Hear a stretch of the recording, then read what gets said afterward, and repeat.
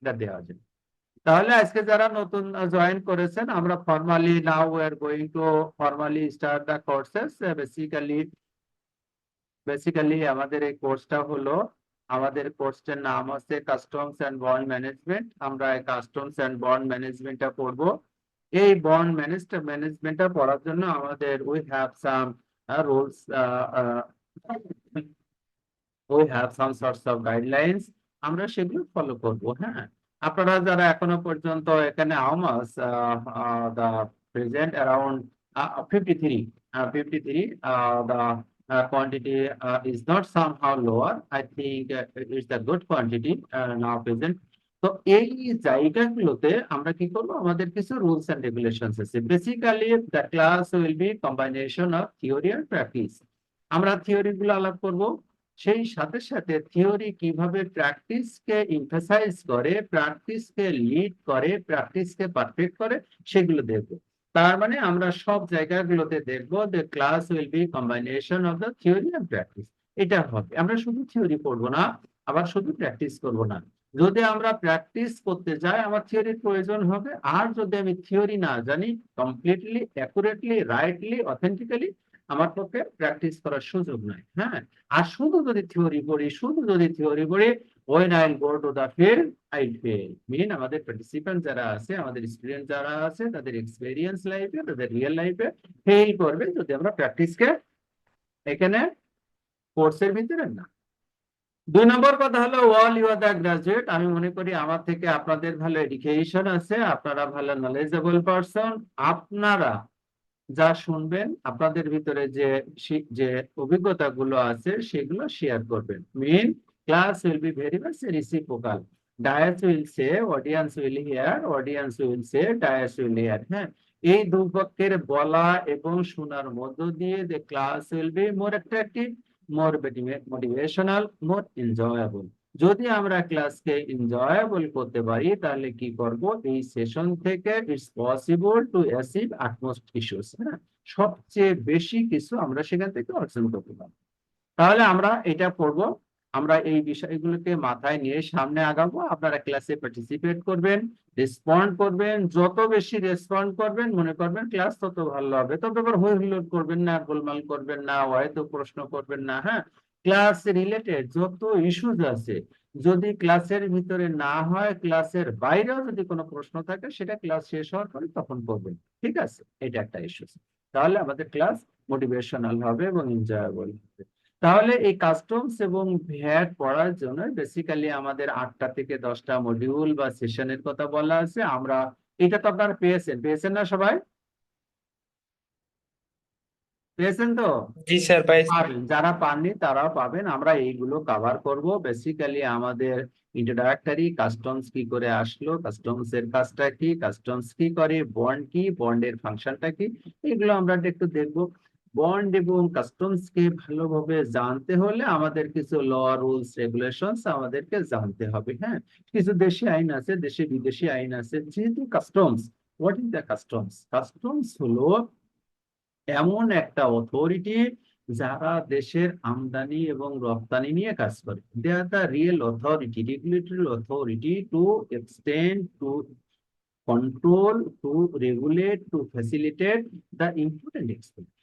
এজন্য দেশ এবং বিদেশের আইনগুলোকে আমাদের পড়তে হবে। কারণ ইম্পোর্ট মিন দেশের পণ্য বিদেশের পণ্য বাংলাদেশে আসবে, এক্সপোর্ট মিন বাংলাদেশের পণ্য দেশের বাইরে যাবে। যখন এক্সপোর্ট হবে, একটা স্বাধীন সার্বভৌম দেশ মিন বাংলাদেশে চায়নার পণ্য বাংলাদেশে আসবে, পণ্য আসবে, কমোডিটিস আসবে, commodity will enter the country, but vice versa, money will আউটস্টিং দ্য কান্ট্রি। হ্যাঁ, রেমিটেন্স হবে আউটওয়ার্ড। যখন গুড এন্ট্রি করবে, টাকা এক্সিট করবে, সাথে সাথে যখন এক্সপোর্ট হবে, তখন বাংলাদেশের কমোডিটি বাংলাদেশের জলসীমা থেকে, বাংলাদেশের ভৌগোলিক এরিয়া থেকে বাংলাদেশের বাইরে চলে যাবে। তখন গুড এক্সিট করবে, মানি এন্ট্রি করবে। তো এই যে এন্ট্রি এবং এক্সিট হবে সবসময় দুটো স্বাধীন সার্বভৌম দেশের সাথে।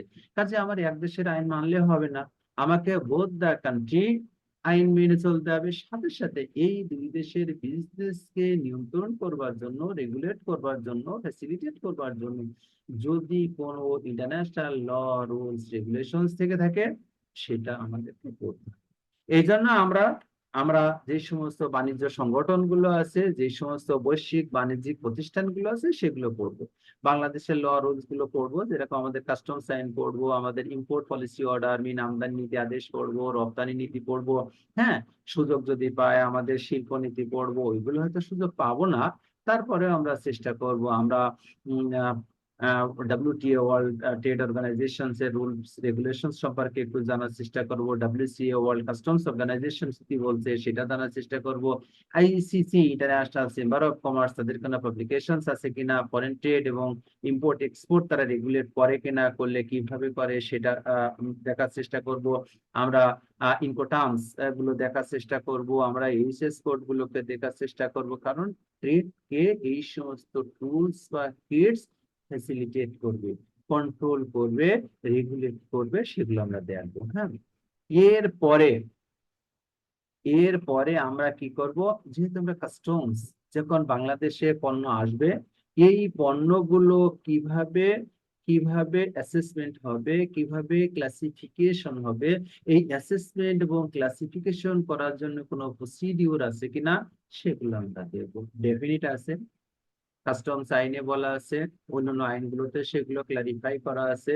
আমাদের CPC কাস্টমস প্রসিডিউর কোড আছে, সেগুলো আছে, সেগুলো আমরা দেখব, হাতে কলমে দেখব, থিওরি গুলো দেখব, যাতে at the end of the session we may become as a good manager for the customs and bond, customs এবং বন্ডকে ফ্যাসিলিটেট করতে পারি, আমরা ইন্ডিপেন্ডেন্টলি হ্যান্ডেল করতে পারি। আর একটা বিষয় হলো, আমাদের কিছু কিছু শব্দ, আমাদের আসলে কাস্টমস আইন যেটা তৈরি করা হয়েছে 2023 সালে, এটা বাংলাতে করা হয়েছে। হ্যাঁ, 1969 সালের যে আইনটা ছিল সেটা ইংরেজিতে, কিন্তু 2023 সালের আইনটা বাংলাতে। আমরা বাংলাতেও পড়বো, ইংরেজিতেও পড়বো, কারণ আমাদের যেহেতু ইন্টারন্যাশনাল ট্রেড, এই ট্রেডটা হবে, কাস্টমস এর কাজ হবে বিদেশের সাথে সংশ্লিষ্ট। আমি যদি ন্যূনতম ইংরেজি না জানি, তাহলে আমার কমিউনিকেশনসে কিছু প্রবলেম হবে। তবে আমরা জানেন, আমরা সবাই বাংলার চেয়ে ইংরেজির চেয়ে বাংলা ভালো জানি। যতটুকু সম্ভব বাংলাতে বলবো, বাংলাতে পড়বো, কিন্তু যেই বিষয়গুলো টেকনিক্যাল শব্দ এবং ইংরেজিতে পড়ার দরকার, সেগুলো আমরা ইংরেজিতে পড়বো। আপনি জানি, আমরা কেউ ইংরেজিতে ততটা ভালো নই। তারপরে পড়তে গেলে যদি কোনো জায়গায় কোনো সমস্যা হয়, কোনো এলিউসিভনেস, অস্পষ্টতা আসে, সাসপিশিয়াস ইস্যু আসে, সাসপেকশন আসে, মিসআন্ডারস্ট্যান্ডিং আসে, আমরা সেগুলো বাংলাতে যথাসম্ভব আলোচনা করার চেষ্টা করব। হ্যাঁ, আমরা আমরা কাস্টমসের ট্যারিফ যেগুলোকে বলি, ট্যারিফ মিন শুল্ক কর। কাস্টমসে যে শুল্ক কর কিভাবে আদায় করে, কাস্টমসে কিভাবে পরিশোধ করা লাগে, কাস্টমসের এই আদায় করার পদ্ধতিটা কি, কাস্টমস কিভাবে তাদের পণ্যকে আমাদের কাছে যে আমদানিকারক এবং রপ্তানিকারকের কাছে ছাড় দেয়, সে বিষয়গুলো দেখবো।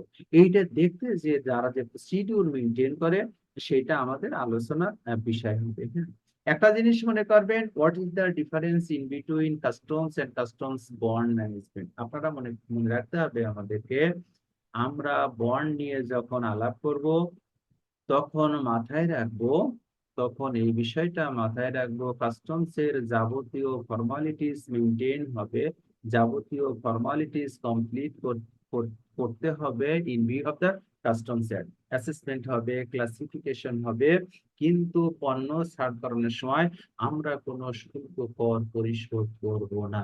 যখন আমি হোম কনজামশনের জন্য মাল ইম্পোর্ট করব, আমি পণ্য বের করব, কমোডিটিস কাস্টমস থেকে ক্লিয়ারেন্স নিব, আমি শুল্ক কর পরিশোধ করব, আমি কাস্টম ডিউটি পরিশোধ করব, আমি রেগুলেটরি ডিউটি পরিশোধ করব, আমি সাপ্লিমেন্টারি ডিউটি পরিশোধ করব, আমি বিএটি পরিশোধ করব।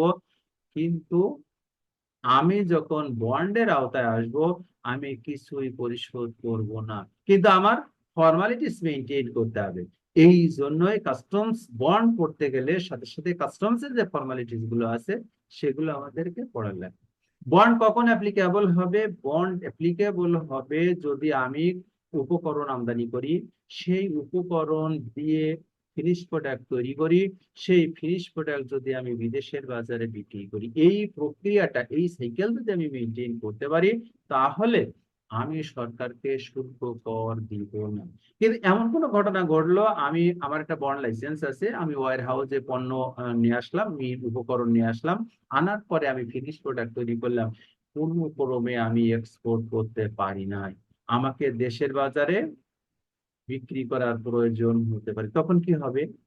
তখন হলো লোকাল মেকানিজম কাজ করবে। হ্যাঁ, এই লোকাল মেকানিজমে যেই পরিমাণ শুল্ক কর আমি অব্যাহতি নিয়েছিলাম, আমি সরকারকে পরিশোধ করি নাই, সেইগুলো পরিশোধ করার পরে লোকাল মার্কেটে আমি বেচার সুযোগ পাবো। এই বিষয়গুলো, আরো কিছু বিষয় আছে, অল রুলস রেগুলেশনস গুলো আছে, সেগুলো আমরা দেখব। বেসিক্যালি বেসিক্যালি যে কাস্টমস এবং বন্ডের যে ফেসিলিটেশনস, সেটা আমরা আলাপ করলাম, এটা আমরা দেখবো এবং পর্ব থেকে একজন হাত উঁচু করছে, কে বলেন তো? আপনার কোনো প্রশ্ন আছে? সাউন্ড এখন শোনা যায় না? সাউন্ড তো ভালো হয়েছে মনে হচ্ছে। এখন কি সাউন্ড ভালো শোনা যায়? আপনারা শুনতে পান? বুঝতে পারছি স্যার। ওকে। যদি কোনো আমি সমস্যার শুনতে পাই সমাধান স্যার, হয়ে যায়, হ্যাঁ, শোনা শুনতে যায় স্যার পাচ্ছি। হ্যাঁ, যদি কোনো সমস্যার সমাধান হয়ে যায়, তখন হাত নামাই ফেলা ভালো। হ্যাঁ, তাহলে কি হয়, ক্লাসের ইন্টারাপশন থাকে না। এইগুলো আমাদের মোটামুটি আপনাদেরকে আমরা আমরা 11টা মডিউল অথবা 11টা সেশন আপনাদের কাছে দিয়ে দিয়েছি। আমরা অডিট গুলো দেখবো, আমরা কাস্টমস এর স্মাগলিং গুলো দেখবো, আমরা কাস্টমস এর যে ফেসিলিটেশন সিঙ্গেল উইন্ডো গুলো আছে, এবং কাস্টম যে আমাদেরকে আমাদেরকে যেই সমস্ত আন্তর্জাতিক উত্তম চর্চা এবং বাংলাদেশের কাস্টমস আইনকে বৈশ্বিক যে সৎ আচরণ, ভালো আচরণের যে বিষয়গুলো আছে, সেই বিষয়গুলো নিয়ে আমরা আলাপ করব। এই বিষয়গুলো আমরা 11টা মডিউলে 11টা সেশনে এখানে আনার চেষ্টা করছি। আপনারা এগুলো একটু পড়বেন, এগুলো একটু মন দিয়ে পড়বেন। যারা এলিমেন্টারি লেভেলের আছেন, তারা তো এটা বুঝতে পারবেন না, সাধারণত এর বাইরে অধিকতর কোনো আলোচনা আছে কিনা। যারা প্রাইমারি অথবা সেকেন্ডারি অথবা হায়ার সেকেন্ডারি আছেন, তারা বুঝতে পারবেন, তারা আমাদেরকে বলবেন। যদি এর থেকে কোনো কিছু অমিট করা লাগে, আমরা অমিট করব। যদি কোনো কিছুকে এডিশন করা লাগে, সাফিক্স দেওয়া লাগে, সেগুলো আমরা দিব। হ্যাঁ, এই বিষয়গুলো আলাপ করব। এর বাইরে আজকে যে বলছি, আমরা যে কতগুলো বিষয় নিয়ে কথা বললাম, এটা মোটামুটি আমাদের কোর্স কন্টেন্ট। এইবার এইবার আমরা যে বিষয়টা নিয়ে আলাপ করব, সেটা হলো, আমরা ল, রুলস, রেগুলেশনস নিয়ে কথা বলছিলাম, যেহেতু আমাদের সময় অনেক কম। হ্যাঁ, আমরা যখন এই কোর্সগুলো পিজিটি তে পড়াই, ইউনিভার্সিটিতে পড়াই 6 মাস, শুধু এই একটা লয়, এই 6 মাস তো আমরা সময় পাচ্ছি না, আমরা সময় পাচ্ছি মাত্র 10টা সেশন, অনেক কম। এজন্য আপনারা একটু সিরিয়াস থাকবেন, আমরা একটু ফাস্ট যাব। যদি কেউ ধরতে না পারেন, তাদেরকে যতটুকু সম্ভব আমরা সহযোগিতা করব। হ্যাঁ, এই জন্যই আমরা একসাথে কখনো কখনো একটা, দুটো, তিনটা স্ক্রিপ্ট চ্যাপ্টার কভার করার চেষ্টা করব। আপনারা আমার সাথে থাকবেন, একটু নিজেরা পড়ালেখা করবেন, নিজেরা পড়ালেখা করে আমাকে সহযোগিতা করবেন। At the end of the session, I believe you will be benefited. হ্যাঁ, তা এখানে আমার পরিচয়টা লেখা আছে, বেসিক্যালি আমি কি করি, আমার লেখাপড়া কি আছে সেটা। এর বাইরে আমরা আজকে আলাপ করব প্রথম লেকচার হিসেবে কাস্টমস অ্যাক্ট। বলছিলাম এই আইনটা বাংলাতে লেখা, 2023 সালের আইনের মেইন বৈশিষ্ট্য হলো এটা বাংলাতে লেখা। হ্যাঁ, তো যেহেতু আমরা আমরা কাস্টমস এর ইন্টারন্যাশনাল ট্রেডের স্টুডেন্ট, এই জন্য কিছু বিষয় আমরা ইংরেজিতে নিয়ে আসছি, এবং ইংরেজি সহজ, আশা করি আপনাদের বুঝতে সহজ হবে না, কঠিন হবে না, সহজই হবে। তাহলে এখানে আমরা কি কি পড়বো? 1 নম্বর হলো purpose and reasons of the law. Purpose and reasons of the law, কেন এই আইন করা হয়েছে। Features of the law, definition, এই আইনের যে ডেফিনেশন গুলো আছে সেগুলো। ট্যারিফ, লেভি, শুল্ক কর আসলে আইনে আছে কিনা, থাকলে সেগুলো কিভাবে কাজ করে। কাস্টমস ভ্যালু ডিটারমিনেশন, কাস্টমসে যে পণ্য এবং সেবা আমদানি করা হয় এবং রপ্তানি করা হয়, এই রপ্তানি প্রক্রিয়ায় কাস্টম যে আমদানি মূল্য এবং রপ্তানি মূল্য নির্ধারণ করে, সেই প্রক্রিয়াটা কি আইনে আছে কিনা, থাকলে কোথায় আছে, কত নম্বর ধারাতে আছে, কত নম্বর বিধিতে আছে, সেগুলো। Assessment, tax calculation. হ্যাঁ, এর সাথে সাথে অন্য কোনো আইনের সামঞ্জস্য যদি থাকে, প্রয়োজনীয় যদি থাকে, সেগুলো আমরা দেখব। আর প্র্যাকটিক্যাল ম্যানেজমেন্ট প্রত্যেকটা আইনে আমরা বললাম যখন যতটুকু প্র্যাকটিক্যালের প্রয়োজন হবে আমরা সেই প্র্যাকটিক্যাল গুলো দেখবো। হ্যাঁ, প্র্যাকটিক্যাল গুলো দেখবো। পারপোজ অফ দ্য ল, বাংলাতে লেখা আছে, আমরা শুধু এতটুকু যদি পড়ি, আন্তর্জাতিক বাণিজ্য অর্থাৎ আমদানি ও রপ্তানির ক্ষেত্রে কাস্টমস ব্যবস্থাপনা, আন্তর্জাতিক মানকীকরণ, সরকারের জাতীয় রাজস্ব বোর্ড কর্তৃক গৃহীত বহুমুখী সংস্কার ও আধুনিকায়ন কার্যক্রমের অংশ হিসেবে কাস্টমস সংক্রান্ত আন্তর্জাতিক উত্তম চর্চা, ইন্টারন্যাশনাল বেস্ট প্র্যাকটিস অন্তর্ভুক্ত করে বিদ্যমান কাস্টমস আইনের প্রয়োজনীয় নানাবিধ সংশোধন এনে বৈদেশিক বাণিজ্য সহজীকরণ ও সম্প্রসারণ করে কি করা হয়েছে, কাস্টমস আইন 2023 তৈরি করা হয়েছে। এইটা তৈরি করতে গেলে তাহলে আমরা প্রথম জানলাম কি, ব্যবসা বাণিজ্যকে সহজীকরণ, আমাদের ব্যবসা বাণিজ্যকে আন্তর্জাতিক মানে উন্নীতকরণ, ইন্টারন্যাশনাল বেস্ট প্র্যাকটিস যদি কিছু থেকে থাকে, আন্তর্জাতিক উত্তম চর্চা, যে বিষয়গুলো হয়তো আমরা করি না, উন্নত বিশ্বগুলো করে, আমরা সেগুলো করব। যেরকম এখনো ধরেন আমাদের দেশে যখন ফিজিক্যাল ইন্সপেকশন হয় পণ্যের, গুডস এর, আমরা বাংলায় বলি কায়িক পরীক্ষা, এই কায়িক পরীক্ষার সময় কাস্টমস কন্টেনার খুলে তারা পুঙ্খানুপুঙ্খ ভাবে চেকিং করে। ইন্টারন্যাশনাল বেস্ট প্র্যাকটিস বলছেন তুমি এটা করতে পারবা না, তুমি কি করবা, তুমি ইনক্লুসিভ ইন্সপেকশনে যাও, তুমি স্ক্যানার বসাও, কন্টেনার তোমার সামনে দিয়ে যাবে, you the people will be very much capable to inspect the container without unlocking the lock, এবং without unlocking the door। হ্যাঁ, তুমি দরজা না খুলে তুমি যাবা, তোমার কন্টেনারের ভিতরে কি আছে, কম্পিউটারে মনিটরে বসে তুমি সেটা দেখতে পারবে। এটা হলো ইন্টারন্যাশনাল বেস্ট প্র্যাকটিস। এরপরে একটা কথা আছে revised Kyoto convention and trade facilitation agreement. Basically revised Kyoto convention কে বলা হয় কাস্টমস এর সূতিকাগার। কাস্টমস বেসিক্যালি যে ফাউন্ডেশন স্থাপন করা হয়েছে সেটা হলো রিভাইজড কিয়োটো কনভেনশনের মধ্যে দিয়ে। এইটাতে আমরা যাব না, থিওরির আলোচনা, থিওরি আমাদের খুব একটা দরকার নাই, কারণ with the student for the practice আমরা প্র্যাকটিক্যালের বিষয়গুলোতে আসবো এবং দেখবো। তাহলে একটা জিনিস আমরা দেখলাম, ইন্টারন্যাশনাল বেস্ট প্র্যাকটিস, আর একটা হলো ট্রেড ফ্যাসিলিটেশন এগ্রিমেন্ট, এইগুলো আইনে আছে কিনা, কিভাবে কাজ করে, সেগুলো আমরা দেখব।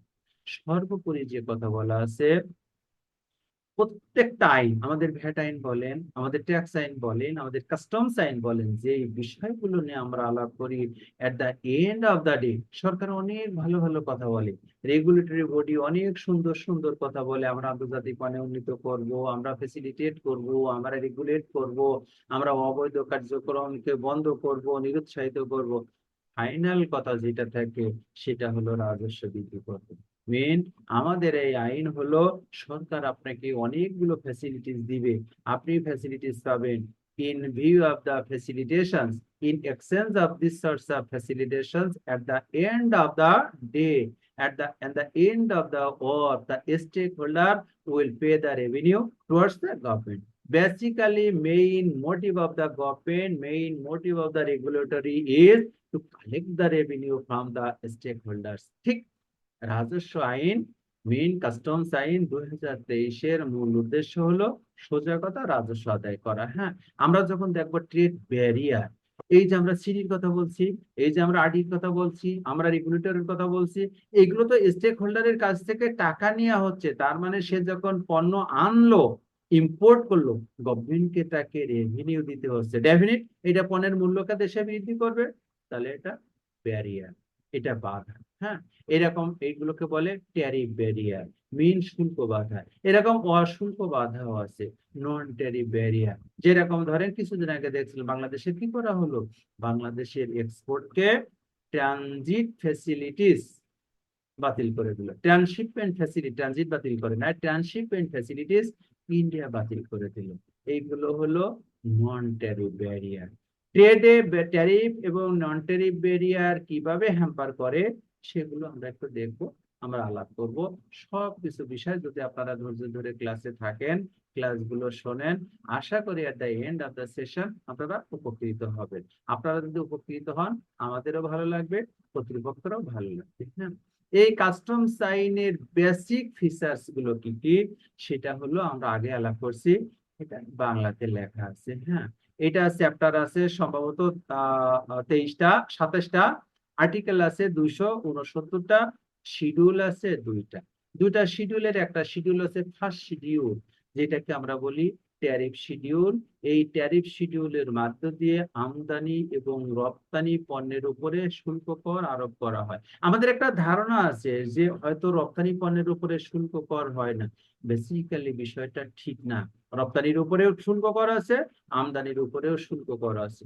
তবে অধিকাংশ ক্ষেত্রে সরকার রপ্তানি ক্ষেত্রে শুল্ক কর অব্যাহতি দেয়া থাকে।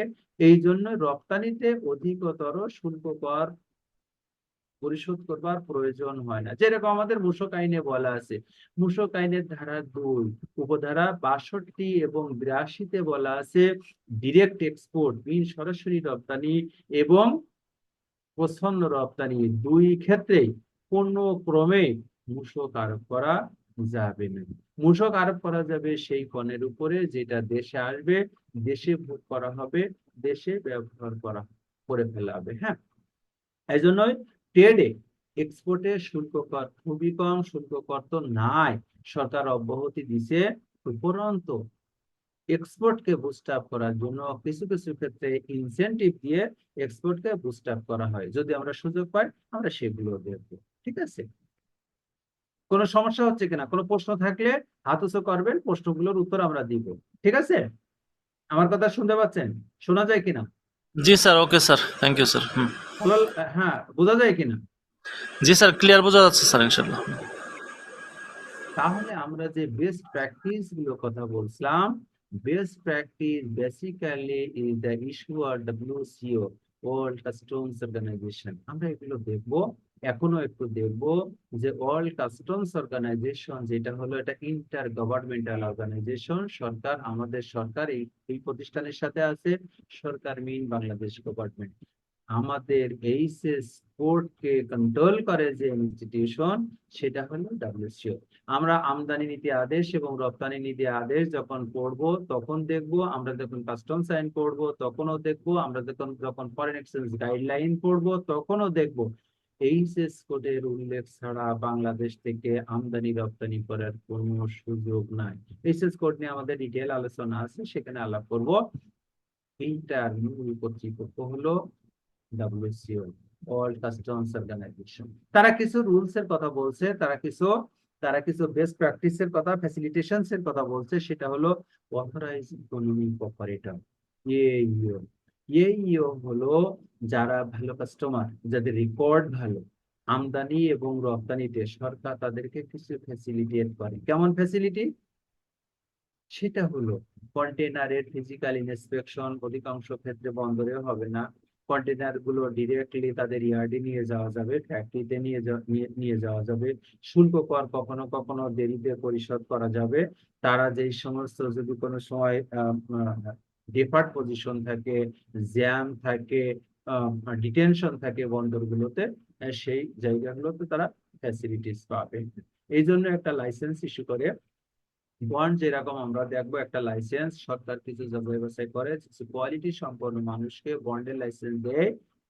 এইও authorize recognition, authorize economic operator license সরকারও দেয়। বড় বড় কোম্পানি গুলো যেরকম আমাদের এসিআই, আমাদের বিআরবি, আমাদের বসুন্ধরা, এই সমস্ত কোম্পানিগুলোর এইও লাইসেন্স আছে। এইও লাইসেন্স হলো এই আইনের একটা উল্লেখযোগ্য দিক। তারপরে হলো মিউচুয়াল রিকগনিশন এগ্রিমেন্ট। বিভিন্ন দেশের যে আইনগুলো আছে, ওই আইনগুলো, আমেরিকার একটা আইন, সেটা ভালোভাবে কাজ করে, হ্যাঁ। সেটা কোনো রিফ্লেকশন যদি বাংলাদেশের প্রয়োজন হয়, কাস্টমস আইন বলছে সেটা বাংলাদেশে করা সম্ভব, হ্যাঁ, করে দেবে। Electronic declaration and record keeping, সবকিছু এখন অনলাইনে হবে, ঠিক আছে। সবকিছু কি হবে? অনলাইনে হবে। আপনি যে অফলাইনে করতে পারবেন না তা না, কিন্তু যদি কোনো ক্ষেত্রে অনলাইন ফেল করে আপনি অফলাইনে করবেন। আইনের একটা বড় বৈশিষ্ট্য হলো ডকুমেন্ট সাবমিশন, মূল্য ঘোষণা, অ্যাসেসমেন্ট, ক্লিয়ারেন্স, অডিট, সবকিছু কি হবে? সবকিছু অনলাইনে হবে। কাস্টমস এর রিস্ক ম্যানেজমেন্ট আছে, পোস্ট ক্লিয়ারেন্স অডিট আছে। আমরা জানি ভ্যাট আইনে 5 বছর পর্যন্ত ডকুমেন্ট সংরক্ষণ করা লাগে। 5 বছরের যে কোনো সময় সরকার অডিট করতে পারে। কাস্টমস আইনে 3 বছর। 3 বছর আপনি ডকুমেন্ট সংরক্ষণ করবেন। ডকুমেন্ট 3 বছরের ভিতরে যে কোনো সময় সরকার আপনার কাছে চাইতে পারে, আপনি দিতে বাধ্য থাকবেন এবং আপনার অডিট হবে। নন ইন্ট্রুসিভ ইন্সপেকশন, এটার কথা আমি আগে বলছি। কন্টেইনার খোলা যাবে না। আপনি কার্পেট নিয়ে আসছেন বেলজিয়াম থেকে, দামি জিনিস, চট্টগ্রাম বন্দরে বৃষ্টি হয়েছে, আপনি বৃষ্টির ভিতরে কার্পেটকে নামাবেন কাইক পরীক্ষা করার জন্য, মেন ফিজিক্যাল ইন্সপেকশন করার জন্য, আর বৃষ্টির পানিতে কাদামাটি লেগে কার্পেটের কোয়ালিটি নষ্ট হবে, ওইটা করা যাবে না। আপনি হাই পাওয়ার স্ক্যানার বসাবেন, কন্টেইনার আপনার মেশিনের সামনে দিয়ে চলে যাবে, আপনার ইন্সপেকশন হয়ে যাবে। হ্যাঁ, আর কি কি আছে? ট্রেড ফ্যাসিলিটেশন এগ্রিমেন্ট কি করবে? ডব্লিউটিও, এটার কথা বলতাম। এইবার হলো বন্ড ম্যানেজমেন্ট। আইনের কি কি সুবিধা আছে আমরা সেইগুলো নিয়ে আলাপ করছি, আইনগুলো আমরা একটু ডিটেল পড়বো। তার আগে এইগুলো আপনাদেরকে একটু বলি। বন্ড ম্যানেজমেন্ট হলো বেসিক্যালি যে কথা বললাম, আমি উপকরণ আমদানি করব, উপকরণের যাবতীয় ফর্মালিটি সেখানে সম্পাদিত হবে, ক্লাসিফিকেশন হবে, অ্যাসেসমেন্ট হবে, শুল্কায়ন হবে। আমি শুল্ক কর পরিশোধ করব না। কেন করব না? এই বন্ডের আওতায় আমি কিছু ফ্যাসিলিটিস পাবো, যেটাকে বলা হয় ওয়্যার হাউজিং ফ্যাসিলিটেশনস। আমি এই মালগুলো সরকারের গোডাউনে রেখে দিব, এই উপকরণগুলো সরকার এইগুলো তত্ত্বাবধান করবে।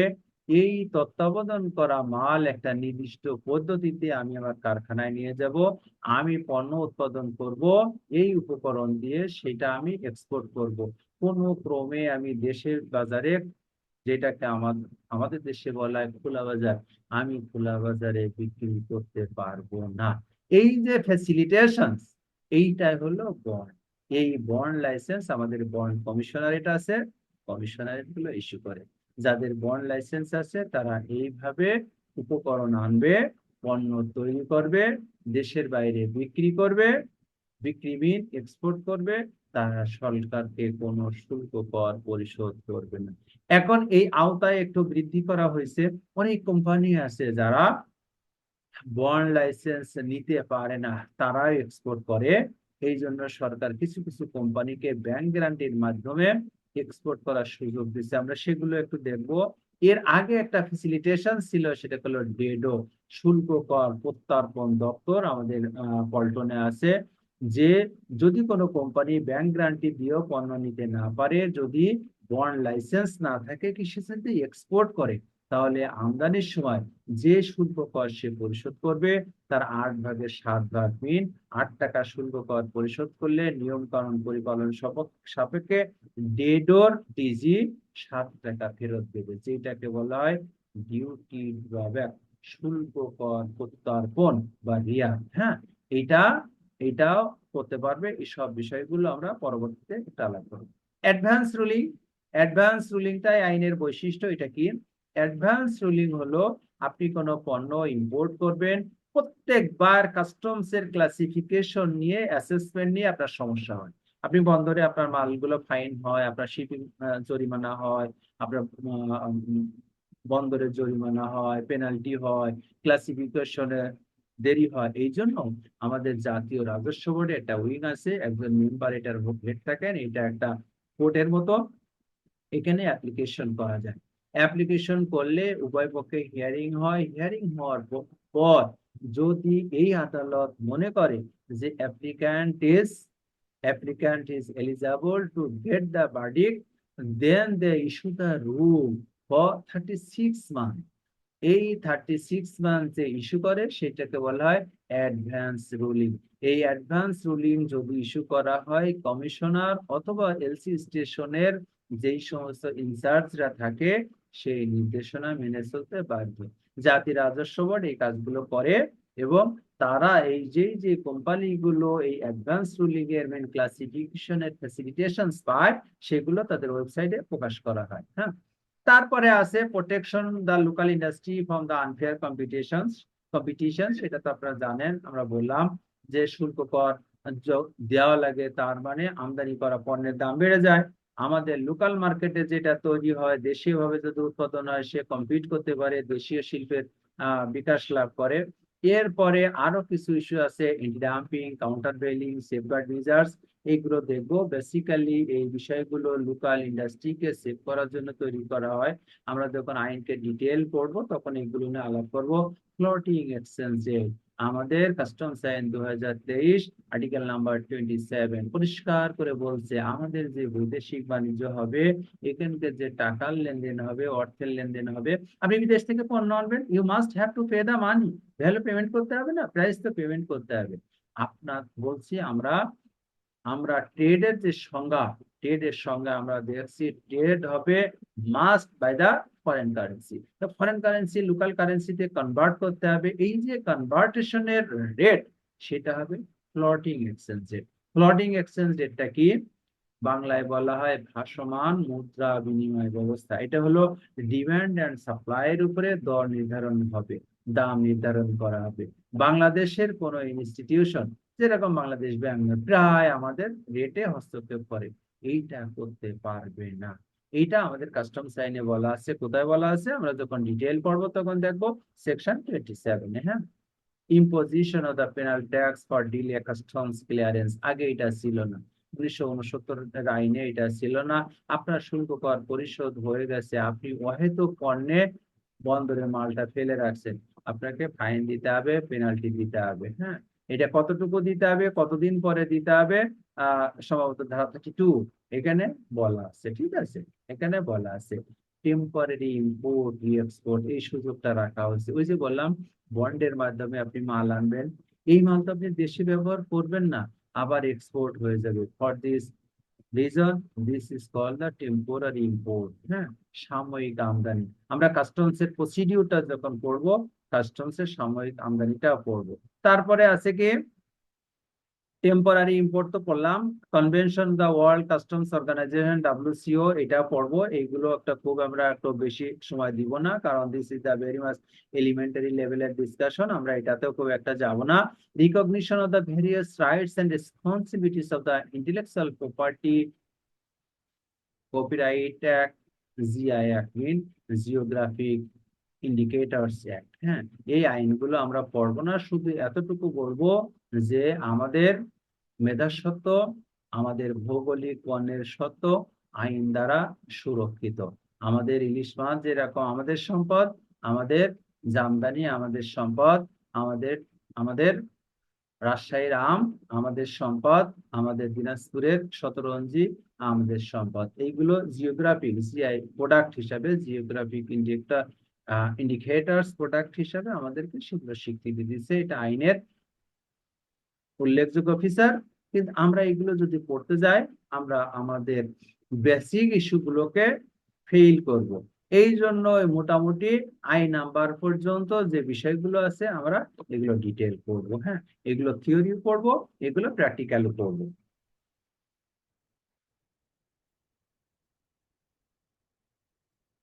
কি লিখলেন? বন্ড সেশন, হ্যাঁ হাত উঁচু করছিলেন কে বলেন তো?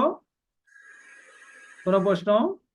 স্যার এখানে ওই যে আমরা পিসিএ যেটা পড়লাম স্যার, পোস্ট অডিট যেটা, এটা স্যার নর্মালি যে আমরা যখন পণ্য খালাস করার পরে যখন আপনার স্যার সার্কেল বা ডিভিশন একটা লেটার আসে যে এই আসলে মালটা প্রপার ভাবে ইউজ হচ্ছে কিনা, এটা কি এই অডিট নাকি স্যার ওই 2-3 বছরের যে না না না, ওইটা অডিট না, ওইটা অডিট হবে থ্রো অডিট যেটা হবে। হ্যাঁ, যখন আপনার একটা ক্লিয়ারেন্স হয়ে গেল না, জি আপনার ক্লিয়ারেন্স হয়ে গেল, ওই ক্লিয়ারেন্স যে কোনো সময় র্যান্ডমলি আপনার এটা আবার ইনস্পেকশন হইতে পারে। ঠিক আছে, যেরকম কোর্টে কিছু মামলা হয় দেখবেন ছাত্ররা সেগুলো পড়ে, আবার কিছু মামলা রিভিউ হয়। বোর্ড, আমাদের জাতীয় রাজস্ব বোর্ডের কিছু ক্ষমতা আছে, তারা কি করে কিছু বিষয়গুলো এইভাবে তারাও অডিট করে। অডিট করার পরে যদি দেখে যে ইয়েস এই ফাইলটা রিওপেন করার দরকার, তখন তারা রিওপেন করে, তখন তারা দেখে এটা ওটা। ঠিক আছে, ওকে স্যার। জি থ্যাংক ইউ। আর আর আমাদের কোম্পানি কোনো প্রশ্ন? 3-4 বছর আগে কিছু প্রোডাক্ট, একটু জোরে বলেন, আপনার কথা শুনতে পাচ্ছি না। হ্যাঁ, আমাদের কোম্পানিতে 3-4 বছর আগে প্রোডাক্ট আনছি। এখন এই যে গত বছর, মানে গত বছর বলতে জানুয়ারির দিকে ওরা ওইটা চেকিং করতেছে, যে ওইখানে তখন আনতে গিয়া প্রবলেম হয়েছে। তাহলে এইটা করার মানেটা কি স্যার? তখন তখন কি ধরে নাই? মানে এইটা কি মূলত অডিট? আমি আপনার কথা কিন্তু আমি পরিষ্কার শুনতে পাইনি, আবার একটু বলবেন? আপনারা শুনতে পেয়েছেন? অন্য কেউ যদি না, শুনতে পান একটু প্রশ্নটা বলেন। হচ্ছে যেমন হুম 2-3 বছর আগে আমরা কিছু প্রোডাক্ট হুম আমদানি করছি, হুম তখন তো আমদানি হয়ে গেছে। এখন এই যে জানুয়ারির দিকে তারা ইন্সপেকশন করতেছে যে আগের যখন আমরা আমদানি করছি তখন ওইখানে প্রবলেম ছিল। হুম। এই যে তারা এই চেকিং করতেছে, মানে বা তারা আমাদের নামে মামলা দেওয়ার ব্যবস্থা করতেছে, এইটাই কি মূলত তাহলে অডিট? ওই যে যে অডিটের কথা বললেন? পোস্ট রাইট, এইটা হলো তাদের ভিতরে একটা অডিট হয়, সবসময় চলমান থাকে। হ্যাঁ, করার পরে দেখলো যে এই ফাইল যে কনসাইনমেন্ট গুলো রিলিজ হয়ে গেছে শুল্ক কর, এই জায়গাগুলোতে সরকারের রাজস্ব হানি হয়েছে, রাজস্ব ঘাটতি আছে, অথবা সরকার রাজস্ব বেশি নিয়ে ফেলছে। হ্যাঁ, এইরকম কিছু বিষয় যদি থাকে 3 বছর পর্যন্ত তারা অডিট করতে পারে। এবং এইটাই বেসিক্যালি পোস্ট ক্লিয়ারেন্স অডিট তারা করতে পারে। এবং করার পরে যদি অতিরিক্ত শুল্ক কর আরোপিত হয়, তাহলে আপনাকে যে স্টেক হোল্ডার তাকে শুনানি করার সুযোগ, মানে শুনানির জবাব দেওয়ার সুযোগ দিয়ে, শুনানি করার সুযোগ দিয়ে তারা আরোপ করতে পারে। এইটাই বেসিক্যালি, এইটাই হলো এটা আর কি। হ্যাঁ, 3 বছর পর্যন্ত এটা করতে পারে, এটা আইনের বিধান, এটা তারা করতে পারে 3 বছর পর্যন্ত। এই অডিট করে যদি নতুন কোনো শুল্ক কর সরকারের পাওয়া না হয়, আপনি পরিশোধ করবেন। স্টেক হোল্ডার যদি মনে করে যে নো, আমার উপরে অবিচার করা হচ্ছে, তাহলে সে হায়ার অথরিটির কাছে যেতে পারে। যদি কমিশনার এটা করে, তাহলে ট্রাইব্যুনালে যাওয়ার সুযোগ আছে। যদি ট্রাইব্যুনালে ন্যায় বিচার না পাওয়া যায়, তাহলে হাইকোর্টে যাওয়ার সুযোগ আছে, এটা করা যায়। হ্যাঁ, কলেন আজাদুল ইসলাম সাহেব বলেন। জি, আসসালামু আলাইকুম। ইসলাম। অ্যাডভান্স রুলিং ব্যাপারে আমি একটু জানতে হুম চাচ্ছিলাম। অ্যাডভান্স রুলিং হুম অ্যাডভান্স রুলিং যদি কোনো আমদানিকারক অ্যাপ্লাই করে তাহলে এনবিআর অ্যাডভান্স রুলিং দিতে পারে, কেমন? হুম তো এইটা ওই একই বিষয়, একই সাবজেক্ট ম্যাটার যদি হয়, এটা তো সাধারণত এসএস কোডের বিষয় সম্ভবত। তো একেবারে ক্লাসিফিকেশন, অ্যাডভান্স রুল মিন ক্লাসিফিকেশন, কাস্টমস এর অধিকাংশ সব ক্লাসিফিকেশন। তো অ্যাডভান্স এখন রুল মিন এইচএস কোড এবং ক্লাসিফিকেশন। অন্য কোনো আমদানিকারক কি ওই অ্যাডভান্স রুলিংটা অ্যাপ্লাই করতে পারে যে নো নো আমার নো নো, ইন্ডিভিজুয়াল রাইট, যে যাবে শুধু সেই পাবে। ঠিক আছে, এখন এইটা পাবে না, এটা পাবে না। যে যাবে, পণ্য হ্যাঁ, যে হয়, যাবে সেই পাবে। তো পণ্য যদি সেম হয় তাহলে এক না না, আমদানিকারক হবে না। ও তো তার নিজের নামে রাইট, তার নিজের নামে অর্ডার ইস্যু হবে, অন্য কেউ পাবে না। যদি এইটা কি হয়, এটা যদি এইটার আলোকে যদি কমিশনার কনসিডার করে, বুঝতে পেরেছেন, এইটাকে নজির ধরে যদি সে করে, করতে পারবে। কিন্তু ওই অর্ডার স্পেসিফিক ওই কোম্পানিকে ওই রাইট প্রদান করবে। আমার এটার কথা জন্য কি কি কোনো বোঝা গেছে? করতে হবে? কি বুঝতে পেরেছি যে thank you. এটার ওকে, জন্য কি থ্যাংক কোনো ইউ। পেমেন্ট করতে হয় হুম এনবিআর কে? হুম এনবিআর কি কোনো পেমেন্ট করতে হয় এটার জন্য? এনবিআর এনবিআর কি কোনো পেমেন্ট করতে হয় কিনা এটার জন্য? এনবিআর কে পেমেন্ট 2000 টাকা ফি দিয়ে অ্যাপ্লিকেশন করতে হয়। এনবিআর এর কোনো ফি নাই। তবে কাস্টমস হাউস গুলো থেকে আপনার পক্ষে মতামত, বিপক্ষে মতামত যেটা হোক, কাস্টমস হাউসের মতামত গুলো আনা লাগে। এই মতামত গুলো আনতে গেলে আপনার ওই নর্মাল ফিতে আর কাজ করে না, তখন নিজস্ব সক্ষমতা দিয়ে ওইগুলো আনায় নিতে হয়। ওইগুলো না আনলে এটা হয় না। তবে এখন একটা সুবিধা হলো, টাইম ফ্রেম করে দিয়েছে। এই টাইম ফ্রেমের ভিতরে ওই মতামত যদি না আসে, তাহলে আপনার বিচার হয়ে যাবে। আগে বছরের পর বছর, মাসের পর মাস এটা পড়ে থাকতো, এখন ওইভাবে আর থাকে না। ঠিক আছে, ও, জি, thank you. Thank you. Okay, এখন আমরা ডেফিনেশন গুলো একটু দেখবো, ইম্পোর্টেড ডেফিনেশন গুলো দেখবো, ট্রান্সশিপমেন্ট কাকে বলে সেগুলো একটু দেখবো, ট্রানজিট কাকে বলে সেইগুলো একটু দেখবো। এর আগে আমরা একটু দেখে নেবো, এটা আমরা সবাই জানেন, আমরা বেশি আলাপ করব না। আমাদের ফার্স্ট শিডিউল যেটা বললাম, কাস্টমস আইনে দুটো শিডিউল আছে, first schedule and other schedule. এই ফার্স্ট শিডিউলে আমাদের ট্যারিফ কি হবে, ট্যাক্স কি হবে, শুল্ক কর কি হবে সেটা বলা আছে। এখানে আমাদের বলা আছে custom duty CD, regulatory duty RD, supplementary duty SD, value added tax VAT, AT advance tax, AIT advance income tax. এই 6টা কর আমাদের কাস্টমস আমদানি এবং রপ্তানি পর্যায়ে আদায় করে। ঠিক আছে, এর বাইরে এটা নিয়ে কারোর কোনো বিতর্ক নেই, আপনারা সবাই জানেন। আমরা যে টিটিআই ধরি, এইটা ধরেই ক্যালকুলেশন করি, তারপর আমরা প্র্যাকটিসে যখন যাব তখন তো আরো একটু দেখবো। আমাদের কাস্টমস আইনে পৃথিবীতে আরো অনেক ধরনের ট্যাক্স আছে, কিন্তু 3টা ট্যাক্স নিয়ে আমরা একটু আলাপ করব। সেটা হলো counter vailing duty, anti dumping duty এবং সেফগার্ড ডিউটি। কারণ এই 3টা ট্যাক্সের কথা আমাদের কাস্টমস আইন 2023-এ স্পেসিফিক ভাবে বলা হয়েছে। এটা আমরা একটু দেখবো, হ্যাঁ, যখন পড়বো ডিটেল তখন একটু পড়বো। আমাদের আর একটা বিধিমালা আছে, আমদানি পণ্যের শুল্ক মূল্যায়ন বিধিমালা 2000। আপনারা দেখবেন যে আমাদের আমদানি ভ্যালু, আমাদের ইম্পোর্ট রেজিস্ট্রেশন অর্ডার, আমদানি নীতি আদেশ বলছে আমি যেই মূল্যে আমদানি করবো মিন সিএফআর ভ্যালু হবে আমার আমদানি মূল্য।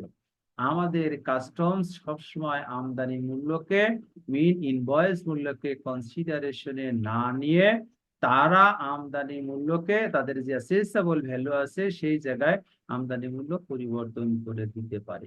কোন প্রক্রিয়ায় পরিবর্তন করে দিবে সেইটা বলা আছে আইনের একটা বিধিমালা, আমদানি পণ্যের শুল্ক মূল্যায়ন বিধিমালা 2000। সেই জায়গায় 6টা পদ্ধতির কথা বলা আছে: transaction value, similar goods, identical goods, deductive value, computed value, fallback method, মেন সমজাতীয় পণ্য। তারপরে হচ্ছে আইডেন্টিক্যালের বাংলা কি? অভিন্ন অভিন্ন পণ্য। অভিন্ন পণ্য, গুড। সমজাতীয় পণ্য, অভিন্ন পণ্য, হ্যাঁ। কম্পিউটেড মেথড মিন হিসাব পদ্ধতি, ডিডাক্টিভ মেথড মিন আপনারা পড়েছেন, বোঝা গেছে। ফলব্যাক মেথড মিন অন্যান্য পদ্ধতি। এইভাবে করতে পারে। আর একটা পদ্ধতি, আমাদের এই পণ্যের শ্রেণী বিন্যাস এবং অ্যাসেসমেন্ট কিভাবে হবে, declaration, assessment and reassessment rules. দেখি এখানে আছে কিনা। এইটা এইটা হলো একটা বিধিমালা, পণ্য ঘোষণা, শুল্কায়ন ও পুনঃ শুল্কায়ন বিধিমালা 2024 নামে অভিহিত হবে। হ্যাঁ, এইটা কিভাবে হবে আমরা যেদিন অ্যাসেসমেন্ট করব আমরা একটু ডিটেল এইগুলো একটু আলাপ করব। হয়তো অত ডিটেল করতে পারবো না, আপনাদেরকে আমি দিয়ে দিয়েছি। সম্ভবত এটা যদি না দিই, প্রয়োজনীয় কাগজপত্রগুলো, বিধিমালাগুলো আমি দেব। আপনারা, আমাদের একটা আমার যে বৈশিষ্ট্য সেটা হলো আপনারা তো সব পড়তে পারবেন না, সব পড়ার সুযোগও থাকে না। যেটা বেশি প্রয়োজন সেটা আমি একটু হাইলাইট করে দিই, মার্কিং করে দিই, আপনারা একটু পড়বেন। এটা হলো কি? এটা হলো আমদানি পণ্যের শুল্ক মূল্যায়ন বিধিমালা না, এটা হলো আমদানি পণ্যের পণ্য ঘোষণা, শুল্কায়ন ও পুনঃ শুল্কায়ন বিধিমালা। দেখি আমদানি পণ্যের শুল্ক মূল্যায়ন বিধিমালাটা একটু দেখাতে পারি কিনা আপনাদেরকে। একটু আহ একটু থাকবেন।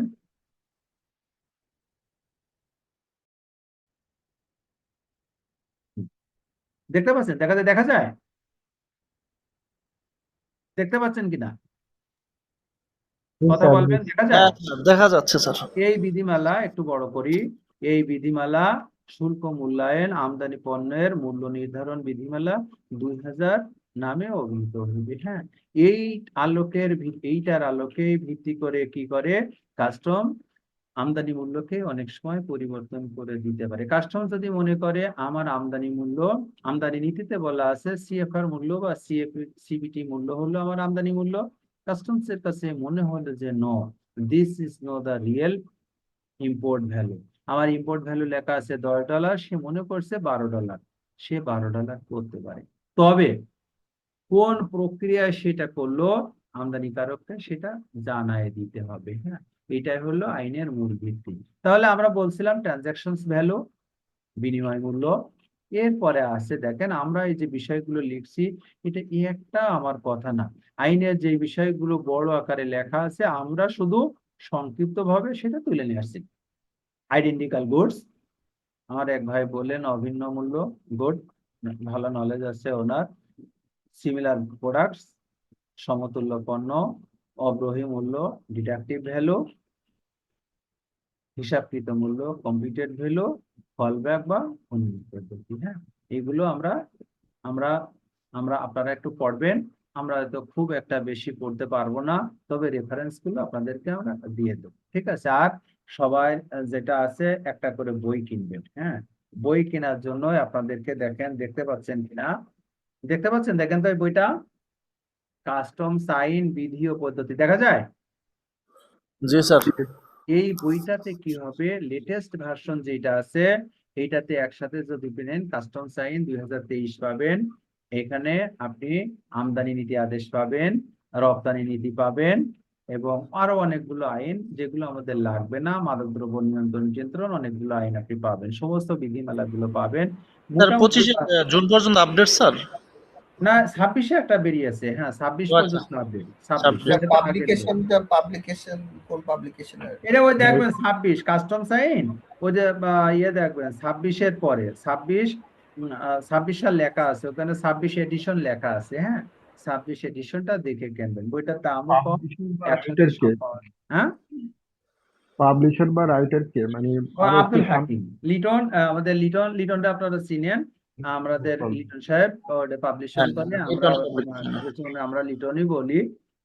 সে অনেক ছোট থেকে ভালো, আমাদের পাবলিকেশনস গুলো যদি না থাকতো তাহলে অনেকগুলো পাবলিকেশনস তার, তো লিটন সাহেব পাবলিকেশনস করছে। এটা পাবেন লিটন, বা আব্দুল আমাদের হাকিম।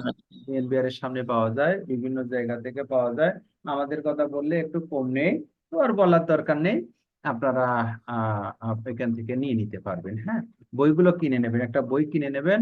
বই কিনে নিলে কি হবে, আমি বিচ্ছিন্ন এবং বিক্ষিপ্ত ভাবে যে জিনিসগুলো দেব, বইয়ে আপনি আপডেটেড এক জায়গায় পাবেন, ঠিক আছে। বইগুলো কিনবেন, সবাই বইটা কিনে নেবেন। আর যদি আপনারা একাধিক কেনেন, আমি লিটন সাহেবকে একটু লিটনকে বলে দিতে পারি যে এটা যেন একটু দাম আপনাদের কাছ থেকে 100 টাকা কম নেই, এখন দামই কম আছে মনে হয়, 400 না 500 টাকা নেই, না 600 টাকা নেই দামটা, এত বড় একটা বই, হ্যাঁ। এখন আমরা দেখব এই আইনে যখন অ্যাসেসমেন্ট করে, যখন পণ্যের শুল্কায়ন হয়, হ্যাঁ, যখন ক্যালকুলেশনের মধ্য দিয়ে যায় রিলিজ করবার জন্য কতগুলো বিষয়কে সামনে রাখা লাগে, সেইগুলো কি কি, ডকুমেন্ট ভেরিফিকেশন। আমরা যখন দেখব কাস্টমস আইনের সেকশন 81-এ আপনি ডকুমেন্ট জমা দিবেন, সেই ডকুমেন্ট গুলো কাস্টমস চেক করবে সব ঠিক আছে কিনা, যদি ঠিক থাকে 83-তে সেটা নিবন্ধিত হবে, সেকশন 83। 87-এ যে কাস্টমস বলে yes all the documents duly submitted is correct and authenticated, then the classification will be started, হ্যাঁ, assessment procedure will be started।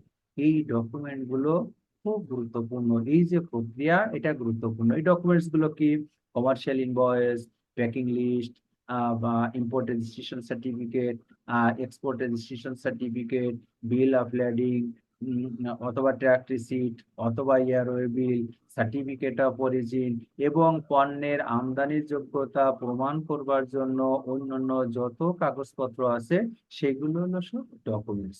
এই ডকুমেন্টস গুলো কে করবে, সংশ্লিষ্ট কাস্টমস অফিসার ভেরিফিকেশন করবে, হ্যাঁ।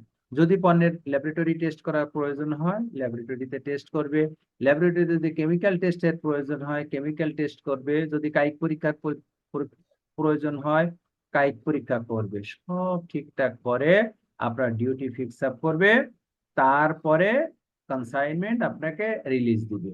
এখন এই কনসাইনমেন্ট রিলিজ দেওয়ার সময় যদি আপনার বন্ডের লাইসেন্স থাকে, আমরা দেখব IM4, IM7 different customs procedure, শুধু একটা কোড নম্বর পরিবর্তন করে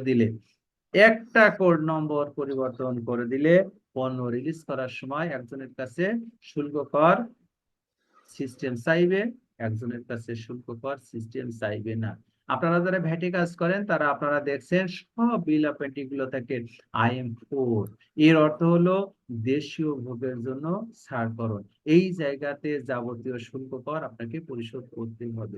কিন্তু যারা বন্ডে কাজ করবেন, বন্ডের ম্যানেজার হিসাবে আপনারা দায়িত্ব পালন করবেন, তারা দেখবেন যে নো, আপনার IM4 হবে না, আপনার হবে IM7, এই IM7 যখন হবে, যাবতীয় ফর্মালিটিস কমপ্লিট হবে, বরং অধিকতর হবে। আপনার বন্ড লাইসেন্স ঠিক আছে কিনা সেটা চেক করবে, আপনার ইম্পোর্ট এন্টাইটেলমেন্ট মিন আমদানি প্রাপ্যতা ঠিক আছে কিনা সেটা চেক করবে, আপনি ডেটতে যদি সহগ ঘোষণা দেন সহগ ঘোষণা ঠিক আছে কিনা সেটা দেখবে, আপনার ইউপি চেক করতে পারে, আপনার ইউডি চেক করতে পারে, হ্যাঁ, ইনবাউন্ড রেজিস্টার চেক করতে পারে, আউটবাউন্ড রেজিস্টার চেক করতে পারবে, ডকুমেন্টেশন প্রসিডিওর বেশি হতে পারে, কিন্তু at the end of the day, you will release the consignment without paying any taxes and duties towards the customs authority. This is the basic benefit in between bond license and non-bond license. যার একটা bond licence আছে সে সরকারকে শুল্ক কর পরিশোধ করবে না, যার বন্ড লাইসেন্স নাই সে সরকারকে শুল্ক কর পরিশোধ করবে। এখন যদি আপনারা এখান থেকে ভালো কিছু শিখতে পারেন, আপনার এমপ্লয়ারকে অথবা নিজের প্রতিষ্ঠানকে যদি আপনি বেনিফিট দিতে পারেন, এট the end of the day আপনার মূল্য বাড়বে। যদি আপনি না শিখাতে পারেন আপনার মূল্য সেইভাবে বাড়বে না। হ্যাঁ, বন্ডের ক্ষেত্রে আপনাকে ম্যানুফ্যাকচারার হইতে হবে এবং সেটা এক্সপোর্ট করতে হবে। যদি লোকাল কনজাম্পশন করেন আপনাকে সকল প্রকার শুল্ক কর পরিশোধ করতে হবে, বন্ডের বেনিফিট পাবেন না। বন্ডের ফ্যাসিলিটেশন থাকলে আপনাকে এক্সপোর্ট করতে হবে, উৎপাদনকারী হইতে হবে। কিছু কিছু ক্ষেত্র আছে যেইগুলোকে ব্যতিক্রম, সেই ব্যতিক্রম গুলোকে আমরা পড়বো। হ্যাঁ, দেশে আমি যদি দেশের ভিতরে বিক্রি করি সেইটাও কিছু রুলস রেগুলেশনস আছে, খুব সীমিত, সেই ব্যতিক্রম গুলো আমরা করব। কাস্টমস আইনে বেসিক্যালি যেটা আছে সেটা হলো 49টা সংজ্ঞা আছে, একটু যদি আমরা সময় পাই 10টা 6, আমাদের সাথে আরো অনেক হাতে সময় আছে, সেগুলো একটু দেখবো। কাস্টমস এরিয়া ঘোষণা করা আছে, ওয়্যার হাউস ঘোষণা করা আছে। ওয়্যার হাউস সম্পর্কে আমরা আলোচনা করছি। ওয়্যার হাউসটা কি? ওয়্যার হাউস হলো, ওয়্যার হাউস মানে তো গোডাউন নাকি পণ্যাগার নাকি আর কিছু আছে? ওয়্যার হাউসের বাংলা কি বলেন তো একটু? পণ্যাগার। আমরা এখানে পণ্যাগার বলতে সেই পণ্যাগার বুঝবো যেটাতে সরকারি কন্ট্রোল থাকে, একজন কমিশনারের নিয়ন্ত্রণে যেই ঘরটা থাকে, যেই ঘরটাতে কিছু পণ্য স্টোর করা থাকে, কাস্টমস এর কাছ থেকে রিলিজ করবার সময় যার শুল্ক কর পরিশোধ করা হয়। এই পণ্যগার দুই রকম, একটা আছে সরকারি, একটা হলো বেসরকারি। ঠিক আছে, আমরা দুটোই পড়বো, সরকারি পণ্যগার এবং বেসরকারি পণ্যাগারের কিছু পার্থক্য আছে, কিন্তু দুটোতেই শুল্ক কর পরিশোধ ব্যতি রেখেই পণ্য জমা রাখা যায়, সেখান থেকে উপকরণ জমা রাখা যায়, এই উপকরণ দিয়ে ফিনিশ গুডস তৈরি করে সেটা এক্সপোর্ট করা যায়। হ্যাঁ, 18 থেকে 23 নম্বর চ্যাপ্টার পর্যন্ত বলা আছে কিভাবে শুল্ক কর আরোপিত হবে অথবা সরকার অব্যাহতি দিবে কিনা, এই বিষয়টা বলা আছে 18 নম্বর থেকে 35 নম্বরে বলা আছে। এরপরে আমরা সবগুলো ডিটেল পড়বো না, একটু দেখবো।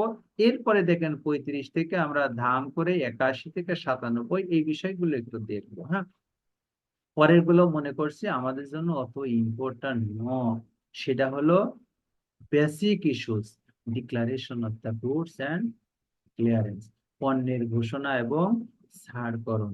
আমরা পণ্য যেটা ইম্পোর্ট করলাম, আমার পণ্য আসলো বন্দরে, চট্টগ্রাম বন্দরে, ডকুমেন্ট আসলো ব্যাংকে, আমি ব্যাংক থেকে ডকুমেন্টস গুলো উইথ ডিউ কোর্স সেগুলো নিব, আমি বন্দরে যাব, সেগুলো সাবমিট করব, সেগুলো প্রসিডিউর মেনটেন হবে, হওয়ার পরে আমি ডকুমেন্ট সেখানে জমা দিয়ে শুল্ক কর পরিশোধ করে অথবা শুল্ক কর পরিশোধ না করে পণ্য নিয়ে চলে আসবো। এটা হলো ক্লিয়ারেন্স। এইবার 108 নম্বর থেকে 134 নম্বর ধারা পর্যন্ত এই যে ওয়্যার হাউসের কথা বললাম, বন্ড আমরা যেটা পড়ছি, আপনার যদি একটা বন্ড লাইসেন্স থাকে আপনার পণ্য ওয়্যার হাউসে রাখবেন। এই ওয়্যার হাউসে মাল কিভাবে রাখা হবে, এর ম্যানেজমেন্ট কিভাবে হবে, কতদিনের জন্য রাখতে পারবেন, মিন টেনিউরটা কতটুকু, কোনো কারণে যদি মিন টাইমে আপনার বন্ড লাইসেন্স ফেইল করে, বন্ড লাইসেন্স যদি নষ্ট হয়ে যায়, বাতিল হয়ে যায়, রেস্ট্রিকশন আরোপ করা হয়, তাহলে সেগুলো কি হবে, সেই বিষয়গুলো এই জায়গা বলা আছে। আমরা যতটুকু পারি এই 108 থেকে 134 সবগুলো আমাদের পড়া লাগবে না, যেইগুলো একটু বেশি ইম্পর্টেন্ট সেগুলো আজকে আমরা একটু দেখবো। হ্যাঁ, যদি সুযোগ পাই।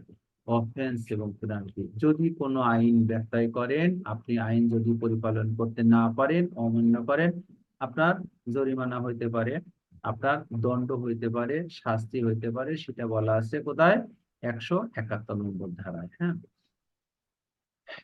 আপনি আমাদের কিছু রুলস আছে 1939 সালের ওয়্যার হাউস রুলস। আমার এটা পড়া লাগবে না, অনেক আগে লেখা ছিল এটা, এখন এটা কার্যকর করে না। 2024 সালের নতুন বিধিমালা আসছে, 2024 সালের বিধিমালা গুলো পড়বো। সেটা হলো বন্ডের ওয়্যার হাউস লাইসেন্স অ্যান্ড রিনিউয়ালস 2024। হ্যাঁ, লাইসেন্সকে অটোমেশন করা হয়েছে। আমরা যখন প্র্যাকটিক্যাল গুলো দেখবো, লাইসেন্সের অ্যাপ্লিকেশন কিভাবে হয়, অটোমেশন কিভাবে কাজ করে, সেগুলোকে আমরা দেখব। লাইসেন্সের মালিকানা যদি পরিবর্তন করতে হয়, কিভাবে পরিবর্তিত হয়, সেটা দেখব আমরা। ইউটিলাইজেশন এবং ইউটিলাইজেশন পারমিশন, ইউটিলাইজেশন ডিক্লারেশন, এইভাবে কথাগুলো বলছি। ইউপি এবং ইউডি মিন, আমি যখন সরকারের ওয়্যার হাউসে মালগুলো রাখবো, এই মালগুলো যখন আমি অর্ডার পাবো, এক্সপোর্ট অর্ডার পাবো, সেই সময় আমি পণ্যগুলো তৈরি করব।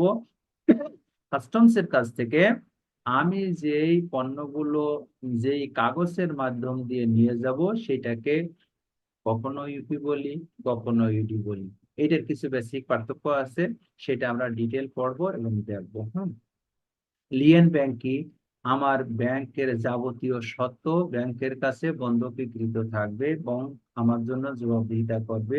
যেই আমার লাইসেন্সে যেই ব্যাংকের নাম লেখা থাকবে, যেই ব্যাংকের আন্ডারে আমি কাজ করব, সেই ব্যাংকে বলা হয় লিয়েন ব্যাংক।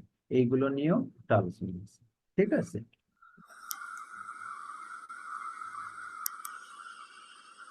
হ্যাঁ, বলেন তো।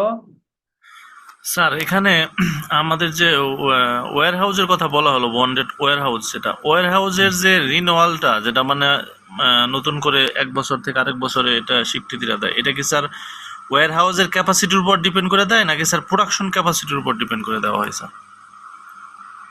আপনার ওয়্যার হাউস আপনি এটা তৈরি করবেন, ওয়্যার হাউসের উপরে ভিত্তি করে আপনি কিন্তু এন্টাইটেলমেন্ট পাবেন। রিনুয়ালের সাথে এটা সম্পর্ক নেই।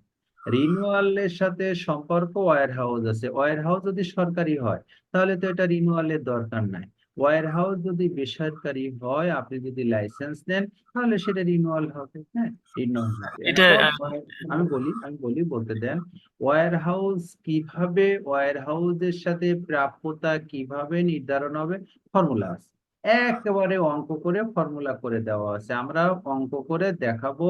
আপনার একটা ওয়্যার হাউস যদি 200 মিটার লম্বা হয়, 50 মিটার চওড়া হয়, আপনি কয়টা কন্টেইনারের মালামাল এই জায়গায় এন্টাইটেলমেন্ট হিসেবে অনুমোদন পাবে। আপনার গোডাউনে যদি 100 কন্টেইনার মাল ধরে, আপনি কিন্তু 100 কন্টেইনারের অনুমোদন পাবেন না, এন্টাইটেলমেন্ট পাবেন না। প্রথমে পাবেন আপনি 40%। আপনার পারফরমেন্স এর উপরে ভিত্তি করে যখন আপনি নবায়ন করবেন, যদি ওই যে বললাম গুড কাস্টমার হন, আস্তে আস্তে বাড়বে, 80% পর্যন্ত নিয়ে যাওয়া যাবে। আর যদি না হয়, তাহলে এবার কমবে। এবার বলুন। না, ক্লিয়ার হয়েছে স্যার, আপনার অ্যান্সারে ক্লিয়ার হয়েছে। মানে আমার ক্যাপাসিটির উপর ওই ফুল পাবো না, আমি পার্সেন্টেজ ওয়াইজ পাবো আর কি। Right, right, right. ঠিক আছে। স্যার তা- স্যার আমি একটা কোশ্চেন করি স্যার। বলেন। হ্যাঁ, স্যার আপনি যে বলছিলেন স্যার, এই যে বন্ড লাইসেন্স যাদের আছে তাদের কোনো ট্যাক্স দিতে হবে না, তাহলে বন্ড তো লাইসেন্স? সরকার বন্ড লাইসেন্স যাদের আছে, হুম যারা, তাদের ট্যাক্স দিতে হবে না, তাহলে সরকারের তো কাস্টমস এখানে ডিউটি loss দিতে হবে হচ্ছে। না, হ্যাঁ কাস্টমস ডিউটি। বন্ড মানে লাইসেন্স থাকলে আপনি কাস্টম, এখানে কর মানে কি, আমরা সবই কিন্তু কর। কাস্টম ডিউটি হ্যাঁ, এটা কর না, কাস্টম ডিউটি শুল্ক, কর, শুল্ক মানেই কর।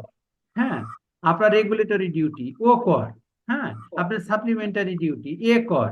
আপনার ভিএটি, ভ্যালু এডেড ট্যাক্স এ কর। এআইটি, ইনকাম ট্যাক্স এও কর, সবগুলো কর। আপনার যদি একটা বন্ড লাইসেন্স থাকে, তাহলে আপনি এইগুলো দিবেন না। ঠিক আছে না? এখন আমার প্রশ্নটা হইলো, তাহলে সরকার এখানে যেহেতু মানে সরকার তো এই দিকে তাহলে লস হচ্ছে, তো সরকার তো বন্ড লাইসেন্স না দিলেই হয়, তাহলে সরকারের সার্থকতা কি বন্ড লাইসেন্স দিয়া?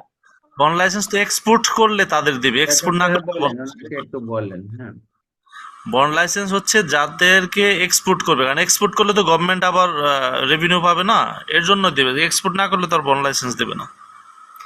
শুধু আপনার গভর্নমেন্টের বেনিফিট হলো যদি যদি 3 মাসের আমদানি মূল্য মিটানোর মতো ফরেন কারেন্সি রিজার্ভ আপনার না থাকে, দেশ দেউলিয়া হয়ে যাবে না? শ্রীলঙ্কার মতো দেশ আমাদের কাছে টাকা ধার চাইছিল কিনা? জি স্যার। ছিল তো।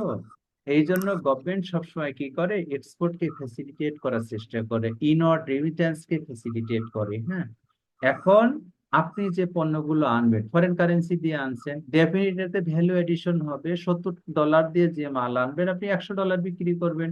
আমার লেবার অ্যাড হবে, দেশের ইলেকট্রিসিটি অ্যাড হবে, পরিবহন অ্যাড হবে, হ্যাঁ, আমাদের সিউইং অ্যাড হবে, লোকাল ট্রেড হবে, এগুলো কিনবেন। তাহলে আপনার গভর্নমেন্ট যদি 30-70 টাকার মাল আপনাকে আনার সুযোগ দেয়, আপনি শুল্কপত্র দিচ্ছেন না সরকারকে, আবার এই 30-70 টাকার মাল আপনি 100 টাকায় বেচে দিবেন, তাহলে সরকারের আলটিমেটলি 30 টাকা লাভ, ঠিক না? এই ফরেন কারেন্সি ডলার তো সরকার আপনাকে দিবে না, আপনি তো টাকা পাবেন। তাহলে সরকারের রাজস্ব আমার কোষাগারে ডলার আসলো। মেইন টাইম সরকার আপনাকে ফ্যাসিলিটেট করছিল বলেই আপনি কিন্তু এটা আনতে পারছিলেন। ওই 70 টাকার মালে হয়তো 30 টাকা ডিউটি ছিল, আপনার সামর্থ্য নাই ওই 30 টাকা ডিউটি দিয়ে পণ্যটা আনুন। আবার ওই 30 টাকা যদি আপনি ব্যাংক থেকে লোন নিয়েও দিয়ে দিতেন, দেখা যাচ্ছে সুদ দিয়ে আপনি যেটা লাভ করছিলেন সেটা থাকতো না। এই জন্যই গভর্নমেন্ট গভর্নমেন্ট তো ফর দ্য মাস পিপুল, জনগণের কথা চিন্তা করে। এই জনগণের কথা চিন্তা করে, ম্যাক্রো ইকোনমির কথা চিন্তা করে গভর্নমেন্ট এই ফ্যাসিলিটেট গুলো করে। আমাদের শিপ বিল্ডিং ইন্ডাস্ট্রি, আমাদের রেডিমেড গার্মেন্টস, ভাই একসময় রেডিমেড গার্মেন্টস এ কি ছিল, আমাদের কিছুই হইতো না, সবই আমরা ইম্পোর্ট করতাম। শুধু আমাদের দর্জির কাজটা ছিল, আমাদের অল্প পয়সায় আমাদের মহিলাদেরকে পাইতাম, আমাদের গ্রামের প্রান্তিক লেভেলের লোকজনকে পাইতাম, তারা এই শ্রমটা দিত, এই শ্রমের মাল এক্সপোর্ট হতো, যারা আমাদের ইকোনমিকে দাঁড় করায় দিছে। এটাই হলো গভর্নমেন্টের বেনিফিট। হ্যাঁ, গভর্নমেন্ট কি করে, গভর্নমেন্ট তার অস্তিত্বকে টিকায় রাখার জন্য কিছু কিছু ক্ষেত্রে ফ্যাসিলিটেট করে, এটা কিন্তু ছাড় না, ফ্যাসিলিটেশন। হ্যাঁ, আপনি সরকারকে শুল্ক কর দিচ্ছেন না, এই মাল কিন্তু আপনি দেশে বিক্রি করতে পারতেছেন না, এটা কি করছেন, আবার এক্সপোর্ট হয়ে যাচ্ছে। মিন 70 টাকা সরকার আপনাকে ফ্যাসিলিটি করছিল, আপনি সরকারকে in exchange of the 70 you are giving the 100, সরকার বেনিফিটেড হচ্ছে, আপনিও বেনিফিটেড হচ্ছেন, ঠিক কিনা? জি স্যার। হ্যাঁ, তারপরে বন্ডেড ওয়্যার হাউসের টেনিউর আছে, বন্ডেড ওয়্যার হাউসের টেনিউর আছে, বন্ডেড ওয়্যার হাউসের বিভিন্ন সেক্টর আছে, সেগুলো লেদার গুডস আছে, হোম কনজাম্পশন আছে, ফ্রোজেন ফিশ আছে, এগুলো সব একটু একটু দেখে নেবেন, আমাদের ওটা পড়ার খুব ইয়ে না। তবে আমরা পরবর্তীতে টেনিউর গুলো যখন পড়বো, কার কত টেনিউর, সেগুলো আমরা একটু ডিটেল ভাবে দেখবো। বন্ডের ক্ষেত্রে যেটা আমরা আলাপ করে ফেলছি, এখানে বন্ডের টেনিউরটা দেখবো, এখানে গুডস অ্যাসেসমেন্ট হবে, তারপরে তারপরে ক্লিয়ারেন্স হবে। হ্যাঁ, মালগুলো যখন ওয়্যার হাউসে ঢুকবে, ওই ওয়্যার হাউস গভর্নমেন্টের ওয়্যার হাউস, সেটাতে যখন রেজিস্ট্রি মেনটেন করে ঢুকাইতে হবে, যখন মালগুলো ঢুকবে তখন হলো ইনবন্ড রেজিস্টার। আমরা এটা ফিজিক্যালি দেখবো, প্র্যাকটিক্যালি দেখবো এই রেজিস্টার গুলো কেমন। যখন মালগুলো বের করে নেবেন, এক্স বন্ড রেজিস্টার। হ্যাঁ, এখানে এইটা হলো হিসেব কিতাবের ব্যাপার, প্র্যাকটিক্সের ব্যাপার। হ্যাঁ, বড় বড় রেজিস্টার আছে, আপনার 10,000 কেজি কটন আসলো, ইয়ার্ন আসলো, আপনি গোডাউনে ওয়্যার হাউসে ঢোকাবেন। আপনার 300 মিটার ফ্যাব্রিক্স আসছে, আপনি গোডাউনে ঢোকাবেন। আপনার 1 লক্ষ পিস বোতাম আসছে, আপনি সেগুলো গোডাউনে ঢুকাবেন। যখন গোডাউনে ঢুকাবেন তখন একটা রেজিস্টার মেনটেন করবেন, সেই রেজিস্টারের নাম হচ্ছে ইনবন্ড রেজিস্টার। আপনার এখন কত ব্যাপার হলো, কতদিনের ভিতরে আপনাকে ইনবন্ড রেজিস্টার করতে হবে? আপনি কি যাবজ্জীবনের জন্য পারবেন? আপনার চট্টগ্রাম বন্দরে যেদিন পণ্য রিলিজ হবে, যদি কোনো সমস্যা না থাকে, 3 দিনের ভিতরে আপনার ওয়্যার হাউসে নিয়ে চলে আসবে। আপনি একটা এক্সপোর্ট এলসি পাইলেন, আপনার একটা ফার্স্ট ক্লাস কন্ট্রাক্ট হইলো, আপনাকে এই বোতাম দিয়ে, এই সুতা দিয়ে, এই ফেব্রিক্স দিয়ে শার্ট তৈরি করতে হবে। আপনি আবার ওইটা বের করে নিয়ে আসবেন, আর একটা রেজিস্টার মেনটেন করা হবে, সেটাকে বলে export. This is the mechanism for the warehousing. Bonded warehouse licensing এর কার্যক্রম শুরু হলো। রি এক্সপোর্ট, রি-এক্সপোর্ট বেসিক্যালি আমি মাল আনলাম, সেটা আবার এক্সপোর্ট করে দিলাম। Import subsequent export, this is called re-export. আমাদের আইনে আবার ফিনিশ প্রোডাক্টও রি-এক্সপোর্ট করার সুযোগ আছে। আমি পণ্য সরাসরি বাংলাদেশ থেকে চায়না থেকে আমদানি করলাম, আবার এটা রপ্তানি করব, সেটাও করা যায়। যদি আমদানি করে কোনো পণ্য রপ্তানি করা হয় সেটাকে বলা হয় রি-এক্সপোর্ট। এই যে বললেন, একজন একটু আগে বলছিলেন, এই লাইসেন্সের অডিট হবে, ইনস্পেকশন হবে। অডিট এবং ইনস্পেকশনে যদি কোনো আপত্তি হয়, আপনি এক্সপোর্ট করার জন্য উপকরণ আনছিলেন খোলা বাজারে, খোলা বাজার মিন দেশের অভ্যন্তরে বিক্রি করে দিচ্ছেন, অডিটে যদি ধরা পড়ে আপনি পানিশমেন্ট পাবেন। আমাদের অনেক মামলা আছে, আমরা যখন মামলা করতে যাই সব এই মামলা। কাস্টমসের মামলা হলো ক্লাসিফিকেশনের মামলা, ভ্যাটের মামলা হচ্ছে অধিকাংশ সব ফাঁকির মামলা, আর বন্ডের মামলা হলো মাল আনছে খোলা বাজারে বিক্রি করে ফেলছে, এই মামলা। হ্যাঁ, এই অডিট এবং ইন্সপেকশন হবে। অডিট এবং ইন্সপেকশন ছাড়া আপনার লাইসেন্স রিনিউয়াল হবে না। ঠিক আছে, এবার হলো ফাইন, প্লান্টি, আপিল ডিভিশন, এইগুলো আপনার এখানে থাকবে। এইগুলো কোথায় থাকবে? Section 171 customs act. ঠিক আছে, এই পর্যন্ত কোনো প্রশ্ন আছে কিনা? এনি প্রশ্ন, কোশ্চেন? জি, বন্ডেড ওয়্যার হাউসে হাইটেক পার্ক বলতে একটা চ্যাপ্টার আছে, ওইটার ব্যাপারে একটু বল। হাইটেক পার্ক আমরা পড়বো। হাইটেক পার্কে যেই সমস্ত ফেসিলিটিস আছে সেইগুলো তো একই সুবিধা এনজয় করবেন, আপনার শুল্ক কর পরিশোধ করা লাগবে না। আমরা যখন একটু ডিটেল পড়বো এটার সাথে অ্যামালগামেশন করে পড়বো। মূল কথা হলো ওইটা, হাইটেক পার্ক আমার বন্ডেড ফ্যাসিলিটিস এনজয় করবে। হ্যাঁ, আপনার যদি একটা হাইটেক পার্কের লাইসেন্স থাকে, কি করবেন? আপনি উপকরণ আমদানি করবেন, আপনি সকল ধরনের ফ্যাসিলিটিকে এনজয় করবেন। দিস ইজ দ্য ইস্যু, আর কিছু না। আর কোনো প্রশ্ন? কোনো প্রশ্ন? ওকে, এখন কথা হলো আমরা একটা জিনিস আমরা পড়বো, আমরা মূল আইনটাতে আসলাম, আমাদের হাতে আরো আধা ঘন্টা 30 মিনিট সময় আছে। আমরা দেখা যায়, দেখেন তো এটা আমি বলছিলাম মূল আইনটা বাংলাতে, কিসে লেখা? বাংলা। এই আইনটা হয়েছে 2023 সালের 25শে অক্টোবর, এটা পাশ হয়েছে। 6 জুন এই আইন কার্যকরী হয়েছে। হ্যাঁ, এই আইনটা আমাদের জন্য এখন পর্যন্ত কার্যকরী আইন। এই আইনে আমরা প্রথম বর্গ আমদানি কাকে বলে, একজন পড়েন তো কি লেখা আছে? একজন একটু পড়েন, এটা কি লেখা আছে এখানে? আমার কথা শুনতে আমদানি পাচ্ছেন? অর্থে বিদেশ হইতে কোনো পণ্য বাংলাদেশে আনয়ন করা। বাংলাদেশে বিদেশ আনয়ন হইতে করা কোনো পণ্য বাংলাদেশে নিয়ে আসতে। বাংলাদেশে আনয়ন করে। এখন কথা বলি, আমাদের একটা দেশ আছে স্বাধীন সার্বভৌম দেশ, এই দেশ ভাগ হয়েছে কবে? আমরা স্বাধীন হয়েছে 1971 সালে, ঠিক কিনা? জি sir.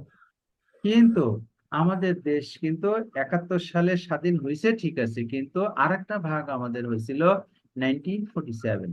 Basically, what the boundary we got in 1947 almost the same arose as an independent country 1971. That time 1947 it was the Bengal. Later after 1956 the name of the province was East Pakistan. 1971 the East Pakistan became as the independent country Bangladesh. মোটামুটি সীমানা সবচেয়ে বেশি আমাদের সাথে ইন্ডিয়ার একটা সীমানা আছে, ল্যান্ড বাউন্ডারি। আমাদের আমাদের আমরা ঢাকায় বাস করি, আমাদের উত্তরে ঠাকুরগাঁও একটা জেলা আছে, ঠাকুরগাঁও জেলা, আমাদের লালমনিরহাট একটা জেলা আছে, আমাদের চাঁপাইনবাবগঞ্জ একটা জেলা আছে। এই জেলাগুলো দিয়ে আমাদের বর্ডার গেছে। এখন লালমনিরহাট জেলার একটা বর্ডার হলো বুড়িমারি। এই বুড়িমারি এপাশে হলো লালমনিরহাট জেলা, উত্তরে হচ্ছে কুচবিহার জেলা। এই কুচবিহার জেলার সাথে বাংলাদেশের লালমনিরহাট জেলার একটা বাউন্ডারি লাইন টানা আছে, সেটা হলো বুড়িমারি বর্ডার। এই বুড়িমারি বর্ডারের উত্তর পাশে হলো চ্যাংড়াবান্ধা, এপাশে বুড়িমারি। চেংরাবান্ধা থেকে মিন ইন্ডিয়া থেকে যদি কোনো পণ্য বাংলাদেশে আসে সেটা হলো বাংলাদেশের ইম্পোর্ট। বুড়িমারি থেকে বাংলাদেশের কোনো পণ্য যদি ইন্ডিয়াতে যায় তাহলে সেটা হচ্ছে এক্সপোর্ট। ঠিক কিনা? আমি ঠিক বললাম কিনা? তাহলে এক্সপোর্ট ইম্পোর্ট কি বোঝা গেল? জি। কঠিন তো কিছু না, নাকি? কঠিন কঠিন মনে হচ্ছে? না স্যার, কঠিন না। এখন কথা হলো, আমাদের দক্ষিণে তো কোনো ল্যান্ড বাউন্ডারি নাই। চায়নার সাথে আমাদের ল্যান্ড বাউন্ডারি নাই, আমেরিকার সাথে নাই, ইউরোপের সাথে নাই।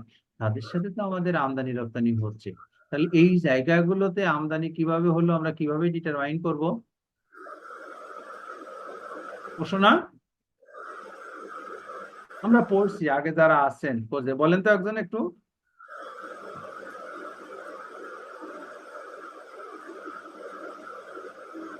হুম? আমাদের দক্ষিণে তো বঙ্গোপসাগর আছে, পানি আছে না? এই জায়গাতে কোনো ল্যান্ড বাউন্ডারি নাই। তো এই ল্যান্ড বাউন্ডারি যদি না থাকে তাহলে আমরা কিভাবে ইম্পোর্ট ডিটারমাইন করব? এই জায়গাগুলোতে আইন বলছে যে বাংলাদেশের উপকূলীয় তটরেখা থেকে মিন দক্ষিণের কথা বলি, বাংলাদেশের দক্ষিণে আসে বিশাল বিশাল জলরাশি। এই জায়গাটাতে বলা আছে যে উপকূলীয় তটরেখা থেকে সমুদ্রের বিশাল জলরাশির দিকে যদি যাওয়া যায়, এইভাবে যেতে যেতে যেতে যেতে 24 নটিক্যাল মাইল পর্যন্ত আমি যাব, এই জায়গা আমার শেষ। বাংলাদেশের কাস্টমস জলসীমা শেষ। এর বাইরে থেকে যদি কোনো পণ্য বাংলাদেশে আসে, that will be treated as food. ঠিক আছে? মিন বাংলাদেশের জলসীমার 24 নটিক্যাল মাইলের বাইরে থেকে যদি কোনো পণ্য বাংলাদেশে আসে সেটা বাংলাদেশের আমদানি। তাহলে রপ্তানি কি হবে? Completely vice versa. যদি 24 নটিক্যাল মাইলের বাইরে যায় সেটা রপ্তানি। বোঝা গেছে কিনা? কোনো প্রশ্ন আছে কিনা? বুঝতে পারছেন কিনা আপনারা? হম? কোনো প্রশ্ন? স্যার নটিক্যাল মাইলটা এটা কিভাবে হিসাব করা হবে স্যার? হম? নটিক্যাল মাইলটা কিভাবে হিসাব করা হবে? এটা কি নির্দিষ্ট নটিক্যাল করা? মাইল হচ্ছে আমাদের সমুদ্র পথ। আমরা যেরকম ল্যান্ড পথে মালি 1 কিলোমিটার 1 মাইল, আমাদের সমুদ্র পথ এবং আমাদের বিমান পথ, এই পথ পরিমাপের একক হচ্ছে নটিক্যাল মাইল। 1 নটিক্যাল মাইল সম্ভবত 1.36 অথবা 4 মাইল। ঠিক আছে? তার মানে 1 মাইলের চেয়ে 1 নটিক্যাল মাইল বেশি। আমাদের আকাশপথ, বিমানের বিমানের দূরত্ব, বিমান পথের দূরত্ব মাপা হয় নটিক্যাল মাইলে, জাহাজের দূরত্ব মাপা হয় নটিক্যাল মাইলে। এটা হলো দূরত্ব পরিমাপের একক পানিপথ এবং আকাশপথে। 1 নটিক্যাল মাইল সম্ভবত 1.36 অথবা 63, এইরকম।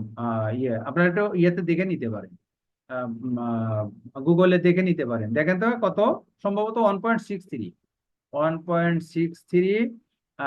মাইল সমান সমান 1 নটিক্যাল মাইল। এইবার আসেন আমরা একটা জিনিস পড়বো, সেটা হলো আমদানিকারক। বেসিক্যালি আমরা বুঝি যে ইম্পোর্ট করে এসিআই লিমিটেড 100 টন সার ইম্পোর্ট করলো, এটা হলো এসিআই আমদানিকারক। আইন বলছে যে না, সে আমদানিকারক না। এটা একটু পড়েন তো একজন, 3 নম্বরটা একটু পড়েন।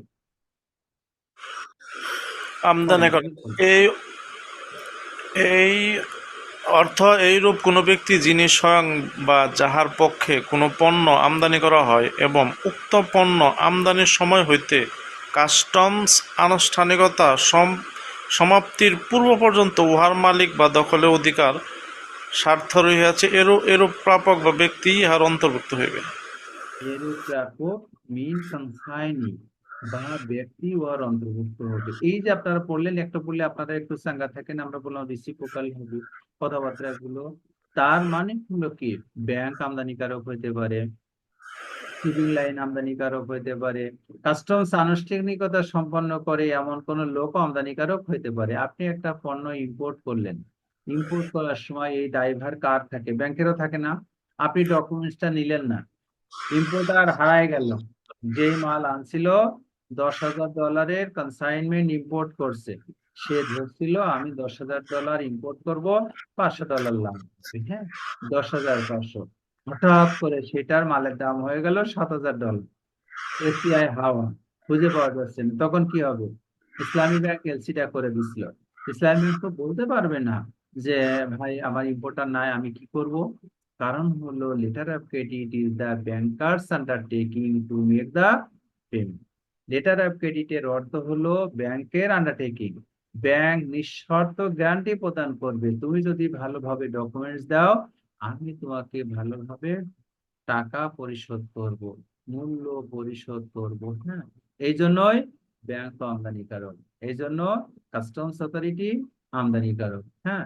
এই প্রক্রিয়ার জন্য কাস্টমস এর আনুষ্ঠানিকতা শেষ। আনুষ্ঠানিকতা শেষ হওয়ার অর্থ হলো আপনি শুল্ক কর পরিশোধ করে ফেলছেন। ডকুমেন্টস শুধু না, গুডস ইন্টারন্যাশনাল সাপ্লাই চেইন থেকে ডোমেস্টিক সাপ্লাই চেইনে এন্ট্রি করছে। পরিষ্কার? কোনো প্রশ্ন তো নাই? সহজ কিনা? জি স্যার, ঠিক আছে স্যার। এখন কথা হলো আমদানিকৃত, দেখেন আমরা এখানে একটা বলছিলাম বিদেশ থেকে কোনো পণ্য বাংলাদেশে আমদানি করা। শোনেন, আমরা যত ডিপে যাব তত কিন্তু মজা লাগবে আমাদের, কিন্তু আমাদের তত সময় নাই। আমরা একটু শর্টে যাব, শর্টকাটে শেষ করব, হ্যাঁ। অনেকে বলছে যে এটা হবে কেন ভাই? আমাদেরকে বলতে হবে বৈধভাবে আমদানি করা। আপনাদের মাথায় প্রশ্ন আসতে পারে না? বৈধভাবে আমদানি করা পণ্যই হবে আমদানি। আইন সেটা বলেন না। ওই যে বললাম, আইন যারা তৈরি করে তাদের অনেক কিছু চিন্তা ভাবনা করা লাগে, অনেক ইফেক্ট কে ইউটিলাইজ করা লাগে, হ্যাঁ, ধারণাকে বাস্তবায়ন করা লাগে, হ্যাঁ, বাস্তবতাকে বাস্তবায়নের ভিতরে আনা লাগে। এই জন্যই এখানে কিন্তু বলে নাই বৈধভাবে আনায়নকরণ, সে বলছে বিদেশ থেকে আসলেই হবে। অনেকের প্রশ্ন আছে, আমাদের লার্নেড অনেক মানুষ আছে, আমাদেরকে বলে এটা একটা কথা হলো, দেখো লিখছে আহ, বিদেশ থেকে আনলেই হবে। ভাই সুরা চালানের মালও তো বাংলাদেশে আসে, ঠিক কিনা? আসে না? জি স্যার, রেগুলারই কিন্তু আসে। আমরা বলতে পারবো না। এইবার 4 নম্বরটা একটু পড়বেন, একজন একটু পড়েন তো, একজন পড়েন, 4 নম্বরটা পড়েন। আমদানিকৃত অর্থ কিভাবে চান? বিদেশ হইতে বাংলাদেশে আনিত হইয়াছে বা প্রবেশ করানো হইয়াছে এরূপ কোন পণ্য এবং বাংলাদেশে আনিত বা আগত কোন পরিত্যক্ত পণ্য, জাহাজ হইতে নিক্ষিপ্ত পণ্য, ডুবন্ত জাহাজের আসমান পণ্য বা উহার ভাসমান, ডুবন্ত জাহাজের ভাসমান, ফ্লোটসান। জি ভাসমান ভাসমান পণ্য ও উহার ধ্বংসাবশেষও ইহার অন্তর্ভুক্ত হইবে। হ্যাঁ, এখন কথা হলো ওই যে বললাম 24 নটিক্যাল মাইল, 24 নটিক্যাল মাইলের আগে 26 নটিক্যাল মাইলে একটা জাহাজ ডুবে গেছিল। 6 বছর পরে ভাসতে ভাসতে ভাসতে ভাসতে ওর কিছু অংশ বিশেষ বাংলাদেশে চলে আসছে। আপনি এটাকে কি বলবেন? এটা কি অবৈধ জিনিস বলবেন? সুযোগ নাই, এটা অবৈধ বলা যাবে না, এটা বাংলাদেশের আমদানি। জেটসাম, জেটসাম কি? হ্যাঁ, জেটসাম হলো, জেটসাম হলো একটা শিপের ক্যাপাসিটি আছে 100 মেট্রিক টন। এ সমুদ্র যদি স্বাভাবিক থাকে 100 মেট্রিক টন লোড ক্যারি করতে পারে। সমুদ্র যদি অস্থির থাকে তাহলে সে 95 মেট্রিক টন ক্যারি করতে পারে। আপনি সমুদ্রে 95, জাহাজে 95 টন লোড করে ফেলছেন। বঙ্গোপসাগরে আসার পরে সমুদ্র এত উত্তাল হইল, জাহাজের ক্যাপাসিটি হয়ে গেছে 92 মেট্রিক টন, 3 মেট্রিক টন বেশি। জাহাজের ক্যাপ্টেন চিন্তা করছে, জাহাজে ইঞ্জিনিয়ার থাকে, ইঞ্জিনিয়াররা কেন থাকে? তাদের কাজ হলো এটা যে যদি আমার 95 টন লোড থাকে, সমুদ্র এত উত্তাল, আমার টোটাল শিপ ডুবে যেতে পারে, টোটাল শিপ লস হতে পারে। কিন্তু আমি যদি 3 মেট্রিক টন, অর্থাৎ ধরি 3টা কন্টেইনার সমুদ্রে ফেলে দিই, তাহলে আমার পুরো শিপটা বেঁচে যায়। এই যে 3 container, by the decision of the captain of the ship has been thrown towards the sea is called the desertion. এই পণ্য আপনি ফেলে দিলেন, you have been thrown the container towards the deep sea water, দেয়ার ফলে কি করলেন, you have saved the total ship in exchange with 3 container. এই 3 কন্টেইনার হলো জেটসাম।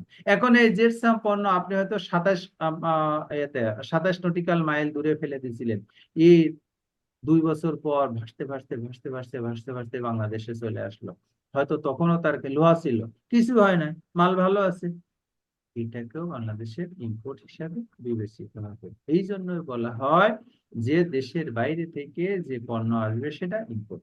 বোঝা গেছে? এত কোনো কনফিউশন নাই, আছে কিনা? স্যার আমার একটু কোশ্চেন আছে স্যার, সেটা হলো স্যার এক্ষেত্রে যে স্যার এয়ারপোর্টে বা আমাদের যে বিভিন্ন বন্দর হতে যেগুলা স্যার যে চোরাচালান, যেমন এই যে স্বর্ণের যে চোরাচালান ধরে, ওই স্বর্ণটা তো পরবর্তীতে কাস্টমসই জব্দ করে, সেটা কি এটা আমদানিগত বলা চলে? এই যে বললাম, এই যে জেটসামের পণ্য আসবে, হুই দা ওনার, এখন মালিকানার সত্ত্ব আসবে ভাই, আমদানি ও চোরাচালানের মাধ্যমে আমদানি। চোরাচালান আমরা পড়বো, চোরাচালান কাকে বলে? চোরাচালানে আমরা বলবো দেশের প্রচলিত বন্দর অথবা বন্দরের বাইরে দিয়ে শুল্ক কর ফাঁকি দেওয়ার উদ্দেশ্যে কোনো পণ্য লুকায়িত অবস্থায় যানবাহনে অথবা শরীরের কোনো অংশে লুকায়িত অবস্থায় বাংলাদেশে আনয়ন করা। হ্যাঁ, এটা হচ্ছে চোরাচালান। কোন নিষিদ্ধ পণ্য বা বস্তু আনয়ন করা, এটা হলো চোরাচালান। চোরাচালান হলো আইনের বরখেলাপ, আইনকে অবজ্ঞা করে শুল্ক কর ফাঁকি দেওয়ার উদ্দেশ্যে আনা, সেটা চোরাচালান। এই যে জেটসাম, এ কিন্তু চোরাচালান না। হ্যাঁ, এ চোরাচালান না, পণ্য আসছে, কিন্তু এই পণ্যের মালিক কিন্তু সরকার। চোরাচালান যখন ধরা পড়বে, চোর যদি নিয়ে যাইতে পারে ভালো, ওর যদি ধরা পড়ে কি হবে, ওকে ফেরত দেবে? সরকার তো নিয়ে নিবে না, সরকার তো নিবে, তখন কি সরকারের নিবে? এই জেটসামের পণ্য আসবে, নিয়ে নিবে, যার কন্টেইনারটা ছিল তার হয়তো শুধু লস হয়েছে, সে কোনো পানিশমেন্ট পাবে না। কিন্তু চোরাচালান যে করছে, তার পণ্য যাবে, সে পানিশমেন্টও পাবে, ঠিক কিনা? জি স্যার, হ্যাঁ। তাহলে এটা গেল আমাদের ধারা 18, 19, 20। ধারা 18 অনুসারে কি হবে? ধারা 18 অনুসারে আমাদের আমদানি পণ্য এবং শুল্ক রপ্তানি পণ্যের উপরে শুল্ক কর আরোপিত হবে। মনে রাখবেন, কোন কনসাইনমেন্টের মূল্য যদি 4000 টাকা হয় অথবা শুল্ক করের পরিমাণ যদি 4000 টাকা হয়, ওই কনসাইনমেন্টের উপরে শুল্ক কর আরোপ করা যাবে, সেটা আমদানি হোক সেটা রপ্তানি হোক। কোন কনসাইনমেন্টের মূল্য যদি 4000 টাকার কম হয় অথবা শুল্ক কর যদি 4000 টাকার কম হয়, সেখানে শুল্ক কর আরোপ করা যাবে না। ঠিক আছে? আমরা বেশি একটু পড়বো না, এজেন্ট গুলো আপনারা পড়বেন, shipping agent, clearing agent, forwarding agent, ওইটা আমাদের খুব লাগবে। 8 নম্বরটা একটু পড়ে রাখবেন, ঠিক আছে? আমরা কাস্টমসের এলাকা পড়ছি, কাস্টমসের এলাকা হলো আমাদের জন্য লাগবে সোজা কথা, পণ্য আমদানি এবং রপ্তানি করবার জন্য যেই এলাকাতে পণ্য জড়ো করা হয় অথবা রপ্তানির উদ্দেশ্যে নিয়ে যাওয়া হয়, সেটা হলো কাস্টমসের এলাকা। এটা সরকারি গেজেটে প্রজ্ঞাপন দ্বারা সরকার নির্ধারণ করে, বোর্ড অফ রেভিনিউ নির্ধারণ করে। হ্যাঁ, বেশি পড়ার কিছু নেই। কাস্টমস এর নিয়ন্ত্রণ, কাস্টমস এর পদ্ধতিগুলো আপনারা একটু মুখস্থ রাখবেন, এক একটার জন্য এক একটা ফর্মালিটিস। কাস্টমস পদ্ধতি অর্থ কাস্টমস বিষয়ক নিম্ন বর্ণিত যে কোনো পদ্ধতি। আপনি পড়েন তো। কাস্টমস পদ্ধতিগুলো স্যার এখানে আছে, প্রথমত হচ্ছে দেশীয় ভোগের জন্য ছাড় প্রদান, সাময়িক আমদানি, inward processing, outward processing, customs warehousing, transit, transshipment, রসদ ও ভান্ডার সামগ্রী রপ্তানি বা বোর্ড কর্তৃক সরকারি গ্যাজেটে প্রজ্ঞাপন দ্বারা নির্ধারিত অন্য কোনো পদ্ধতি। Good. প্রথম কথা হলো দেশীয় ভোগের জন্য ছাড়করণ, এইটা ভাই আমি আনবো, আমি 100 পিস ল্যাপটপ ইম্পোর্ট করছি, আমি দেশে বিক্রি করব, এটা হলো দেশীয় ভোগের জন্য আমদানি। এক একটা পদ্ধতির জন্য এক একটা কোড নাম্বার আছে, ওই কোড নাম্বার গুলো আমরা পড়বো। ইম্পোর্টের জন্য আছে, এক্সপোর্টের জন্য আছে, এইগুলোকে সিপিসি, কাস্টমস প্রসিডিউর কোড দিয়ে ডিফারেন্ট করা হয়। হ্যাঁ, আমরা পড়বো। এইটা হলো IM4, এটা হলো দেশীয় ভোগের জন্য আমদানি। হ্যাঁ, এরপর হলো সাময়িক আমদানি, ওই যে বন্ডের জন্য যে আমদানি করব, ওইটা সাময়িক আমদানি। আবার আমি বন্ড ছাড়া আমি ওই পণ্য যেটা আনবো সেটা আবার বিদেশে পাঠিয়ে দেবো, সাময়িক আমদানি হইতে পারে। যেরকম ধরেন আমরা বলি, আমরা কি বলবো কি, স্পেনের রাজকুমারী বাংলাদেশে আসবে, হ্যাঁ, রাজকুমারী বাংলাদেশের গাড়িতে চড়তে চায় না, কারণ তার নিরাপত্তার একটা ব্যাপার আছে, অথবা তার পছন্দের ব্যাপার থাকতে পারে। তাহলে কি হবে, রাজকুমারী বিমানে করে বাংলাদেশে আসবে, গাড়িতে করে, শিপে করে তার গাড়িটা চট্টগ্রাম বন্দরে আসবে। রাজকুমারী যে কয়দিন বাংলাদেশে থাকবে ওই গাড়িতে চড়বে। তাহলে চট্টগ্রাম বন্দর থেকে তো তার গাড়িটা ছাড় করানো লাগবে। সরকার কি করবে, সরকার তার যাবতীয় নিশ্চয়তা পত্র দিবে।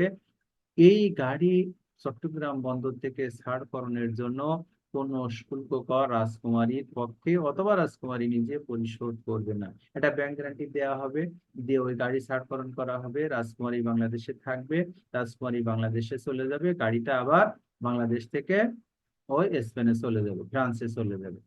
এই যে আমদানি হচ্ছে, সে সরকারকে কোনো শুল্ক কর পরিশোধ করবে না, কিন্তু একটা নিশ্চয়তা পত্র, গ্যারান্টি পত্রের মধ্য দিয়ে একটা নির্দিষ্ট সময়ের জন্য তার পণ্যটা বাংলাদেশে রিলিজ করা হয়েছে। এটাকে হবে সাময়িক আমদানি। যেরকম ধরেন আমাদের পদ্মা ব্রিজ করার সময় আমাদের হিউজ বড় একটা ক্রেন লাগতো, হয়তো বাংলাদেশে পদ্মা ব্রিজ আর কবে হবে তার ঠিক নাই। এই বড় ক্রেন বানানোর সামর্থ্য হয়তো বাংলাদেশের নাই, অনেক টাকা লাগে। এই জন্য তারা একটা ক্রেন ভাড়া করে নিয়ে আসছিল। ওই ক্রেন যতদিন পদ্মা ব্রিজ হয় নাই, ক্রেন বাংলাদেশে ছিল। পদ্মা ব্রিজ হয়ে গেছে, বাংলাদেশ থেকে ক্রেনটা চলে গেছে। এইগুলোকে বলা হয় টেম্পোরারি ইম্পোর্ট। হ্যাঁ, এই ইম্পোর্ট আইনে অনুমোদন আছে, দেওয়া যাবে। এরপরে আমরা বলবো ইনওয়ার্ড প্রসেসিং মিন, আমি একটা পণ্য রপ্তানি করেছিলাম, সে আবার ফিরে আসছে, তার কিছু প্রসেস করা লাগবে। আউটওয়ার্ড প্রসেসিং, ঠিক সেটা ইম্পোর্ট করেছিলাম, সেটা বাইরে যাবে। হ্যাঁ, কাস্টমস, ওয়্যার হাউজিং নিয়ে তো আমরা এত কথাবার্তা বলছি। ওই টেম্পোরারি ইম্পোর্ট, সেইখানে মালামাল থাকবে, উপকরণ দিয়ে আমি একটা ফিনিশ প্রোডাক্ট তৈরি করবো, সেইটা ট্রানজিট। ট্রানজিট হলো আমার বাংলাদেশ, আমার বাংলাদেশের উপর দিয়ে কি হবে, পশ্চিমবঙ্গ থেকে এক গাড়ি পেঁয়াজ লোড হবে। ওই পুরো পেঁয়াজের গাড়ি বাংলাদেশের বেনাপোল হয়ে, যশোর হয়ে, ঢাকা হয়ে আখাউড়া চলে যাবে, বাংলাদেশের ল্যান্ডকে ব্যবহার করবে, কোনো পরিবর্তন হবে না। যেই গাড়িতে লোড করা ছিল ওই গাড়ি বাংলাদেশের উপর দিয়ে চলে যাবে। এটাকে বলবে ট্রানজিট। ট্রান্সশিপমেন্ট হলো একটা কন্টেইনার মোবারে কি আসছিল, এক কন্টেইনার পেঁয়াজ আসছিল, ওই কন্টেইনারটা বেনাপোলে রয়ে যাবে, বেনাপোল থেকে বাংলাদেশের মুবার আবার টেনে নিয়ে যাবে আখাউড়া পর্যন্ত, আখাউড়া থেকে ওই কন্টেইনার আবার ইন্ডিয়াতে চলে যাবে। ইন্ডিয়ান ট্রান্সপোর্ট বাংলাদেশে আসে নাই, কিন্তু কন্টেইনার পাস করে গেছে। এটা হলো ট্রান্সশিপমেন্ট। রসদ এবং ভান্ডার সামগ্রী, আমরা বিদেশগামী জাহাজের নাবিকরা যে সমস্ত পণ্য ব্যবহার করে, প্যাসেঞ্জারদের যদি কেউ থাকে তাদের খাবার এবং বিক্রির জন্য যে জিনিসপত্রগুলো ব্যবহার করা হয়, এটাকে বলা হবে রসদ এবং ভান্ডার সামগ্রী। এটার উপরে শুল্ক কর হয় না। রপ্তানি, রপ্তানিতে আমরা বুঝি বাংলাদেশের পণ্য সোজা কথা বাংলাদেশের ভৌগোলিক সীমানার বাইরে চলে যাবে, এটা রপ্তানি। এর বাইরে গভর্নমেন্ট যদি কোনো কিছু ডিক্লেয়ার করে সেটা হবে। এইগুলো সব কাস্টমস পদ্ধতি। এই পদ্ধতিগুলোর জন্য 2-3টা পদ্ধতি আমাদের জন্য খুব ইম্পর্ট্যান্ট হবে, বিশেষ করে IM4, IM7 কোড নম্বর দিয়ে দিয়ে এই সবগুলোকে আলাদা করা আছে। আমরা একটু সিপিসি যেদিন পড়বো, এখন শুধু একটু ধারণা রাখেন, সিপিসি যেদিন পড়বো সেদিন ডিটেল পড়বো।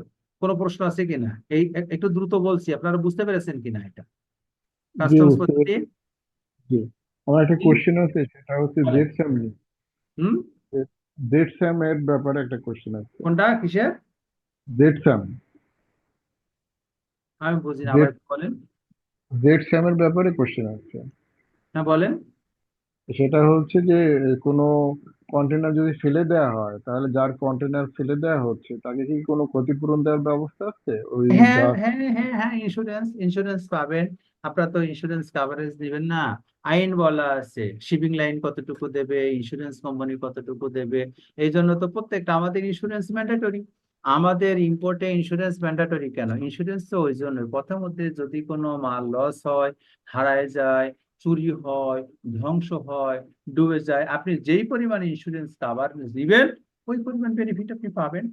আছে যারা ডিটেল, আমরা ইন্স্যুরেন্স নিয়েই 2টো ক্লাস করি, তো আমরা তো অত ক্লাস এখানে পড়তে পারবো না, যখন আমরা ইউনিভার্সিটিতে পড়ি 2টো পড়ি, আমরা তো অত পড়বো না। কিন্তু এতটুকু মনে রাখবেন, ICC-C, ICC-B, ICC-A different type of insurance risk purchase করা যায়। আপনি যতটুকু কভারেজ নেবেন ওই পরিমাণ বেনিফিট আপনি ইন্স্যুরেন্স কোম্পানির কাছ থেকে পাবেন, কোনো সমস্যা নেই। যদি কন্টেনার টোটালি লস হয়, আপনি যত কম কাভারেজই নিয়ে থাকেন না কেন আপনি ফুল বেনিফিট পাবেন, এটা পাওয়ার সুযোগ আছে। গুড। আর কোনো প্রশ্ন? Thank you. আর কোনো প্রশ্ন? ট্রানজিট, ট্রান্সশিপমেন্ট এইগুলো নিয়ে একটু বুঝার ব্যাপার, আপনারা একটু বুঝবেন, পরের ক্লাসগুলো খুব সহজ হয়ে যাবে। আপনাদের বুঝতে কোনো সমস্যা হচ্ছে কিনা? না স্যার, মোটামুটি বুঝতেছি। একটা কথা হলো কাস্টমস অ্যাসেসেবল ভ্যালু, আমরা বলছি ধারা 27-এ কি হবে, আমরা এটা আমাদের যেদিন কাস্টমস ক্লাসিফিকেশন আছে সেটা করব। শুধু এতটুকু বললাম, আমার যে আমদানি মূল্য আছে কাস্টমস সেটা নাও মানতে পারে।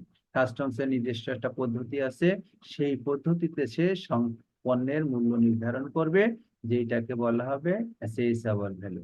কাস্টম শুল্ক মিন আমাদের ফার্স্ট শিডিউলে যে শুল্কগুলোর কথা বলা আছে, ওই যেটা বললাম সিডি, আরডি, এসডি, বিএটি, এইগুলো হলো কাস্টম শুল্ক।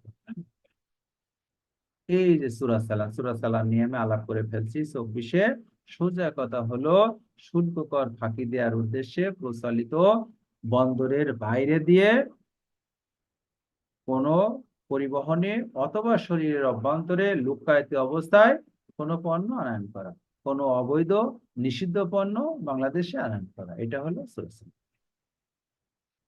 আমরা দণ্ডবিধি এইগুলো পড়বো না, পণ্য এইগুলো আমাদের পড়ার সুযোগ নাই, আপনারা একটু পড়ে নেবেন। ফৌজদারি কার্যবিধি এইগুলো আমরা পড়বো না। হ্যাঁ, আপনারা একটু এইগুলো আমাদের জন্য, যারা একটু ভালো পড়তে চান তারা একটু পড়ে নেবেন। হ্যাঁ, আমরা আমরা এখানে 18 নম্বরটা আমরা একটু 10 নম্বরটা দেখব, ওয়্যার হাউজিং স্টেশন, এটা আমাদের জন্য ইম্পর্টেন্ট হবে। হ্যাঁ, আমরা বন্দর ঘোষণা আমরা দেখছি 8-এ, কাস্টমস বন্দর এবং বিমানবন্দর, এইটা হলো আমাদের বোর্ড সরকারি গেজেটে প্রজ্ঞাপন দ্বারা একটা এরিয়া ঠিক করবে। ওই এরিয়াতে আমদানিকৃত মালামাল রাখা হবে শুল্কায়ন করার জন্য, ওই এলাকাতে রপ্তানিতব্য পণ্য রাখা হবে রপ্তানির জন্য। যেই এলাকাটা সরকার নির্ধারণ করবে সেটা হবে কাস্টমস বন্দর, সেটা হবে কাস্টমস বিমানবন্দর, সেটা হবে কাস্টমস এলাকা। আর কোনো কথাবার্তা নেই। তাহলে ওয়্যার হাউস স্টেশন কি? ওয়্যার হাউস হলো ওই বন্দরের ভিতরে অথবা বাইরে কমিশনার, বন্ড অথবা দায়িত্বপ্রাপ্ত কোনো কমিশনার কোনো ঘর, কোনো আবদ্ধ জায়গাকে যদি ঘোষণা করে এটা ওয়্যার হাউস, তাহলে সেটা ওয়্যার হাউস।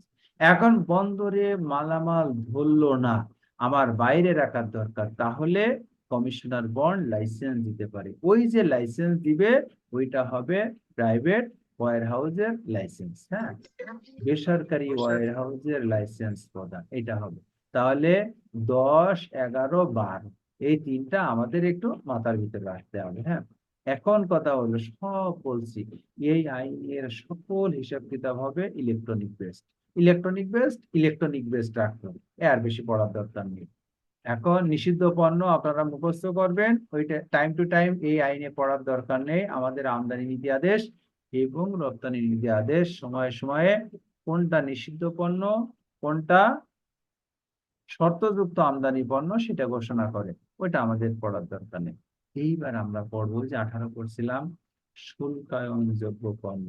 এখানে লেখা আছে দেখেন, 2000 টাকার অধিক না হয় আমদানি পণ্যের উপরে শুল্ক হবে, রপ্তানি পণ্যের উপরে শুল্ক হবে, তবে পণ্য মূল্য 2000 টাকার অধিক না হলে হবে না। এটা পরিবর্তন হয়েছে, এটা পরিবর্তন হয়ে এখন বলেন তো কত হয়েছে? বলেন কত হয়েছে? 4000। 4000। 4000 টাকা যদি না হয়, আপনি যদি এখন ইন্ডিয়া থেকে আসেন, বেনাপোল আসার সময় আপনার কাছে 3500 টাকার পণ্য আছে, ঠিক আছে, 3500 টাকার পণ্য আছে, কাস্টমস আপনার কাছে শুল্ক চাইলো। আপনার যদি আইনটা জানা থাকে আপনি কাস্টমসকে বলবেন, ভাই এটা 4000 টাকা পণ্য না, তুমি আমার কাছে শুল্ক কর চাইতে পারো না। হ্যাঁ, তাহলে এটা হবে। আর একটা জিনিস, আপনাদেরকে এটা পড়ে আমরা এখানে শেষ করব। সেটা হলো 3টা ডিউটির কথা বলছিলাম, কাউন্টার ভেলিং ডিউটি,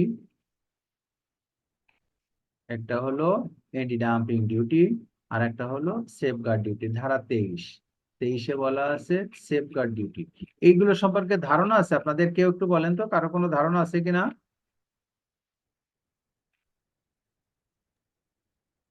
হ্যাঁ, এনিওয়ান? ধারণা আছে স্যার। এনিওয়ান স্যার আছে। বলেন।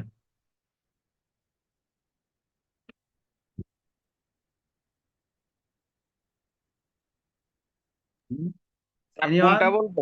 এই সেফগার্ড যে বলবো? কাউন্টার ভেলিং, এন্টি ডাম্পিং এবং সেফগার্ড। স্যার কাউন্টার বেলিং হচ্ছে আহ, একটা প্রোডাক্ট যখন বিদেশ থেকে আমদানি করা হয়, তখন রপ্তানিকারক দেশ যখন রপ্তানি করে, সরকার তাদেরকে একটা ভর্তুকি দেয়। ভর্তুকি দিলে সে ওই প্রোডাক্টটা আমাদের বাংলাদেশে যখন আমরা আমদানি করি, তারা কম দামে রপ্তানি করে। তারা যদি কম দামে বাংলাদেশে রপ্তানি করে, তখন বাংলাদেশ সরকারে কি করে, মানে বাংলাদেশের প্রোডাক্টটা তাদের সাথে প্রতিযোগিতায় টিকতে পারে না, তখন সরকার কি করে, একটা শুল্ক আরোপ করে। তখন সেইটাকে বলা হয় কাউন্টার বেলিং। আর এন্টি ডাম্পিং? আর এন্টি ডাম্পিংটা হচ্ছে স্যার, সরকার ওদেরকে কোনো ছাড় দেয় না, তারা নিজেরাই আহ, কম দামে পণ্যটা বিক্রয় করে দেয়। গুড।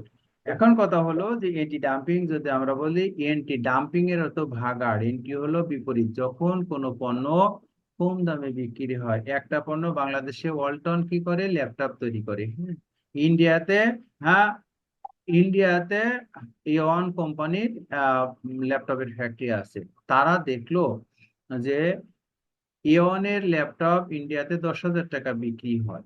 তারা দেখলো আমরা যদি এটা 8,000 টাকায় বাংলাদেশে বিক্রি করি, তাহলে ওয়ালটন বাংলাদেশে বসে যাবে, শেয়ার বিজনেস করতে পারবে না, কারণ 8,000 টাকা তার প্রোডাকশন কস্ট কুলাবে না, হ্যাঁ, লস হবে। তখন সে কি করলো, এটা অসৎ উদ্দেশ্যে, তার মার্কেটে দাম ছিল 10,000 টাকা, সে 8,000 টাকায় বিক্রি করে দিল।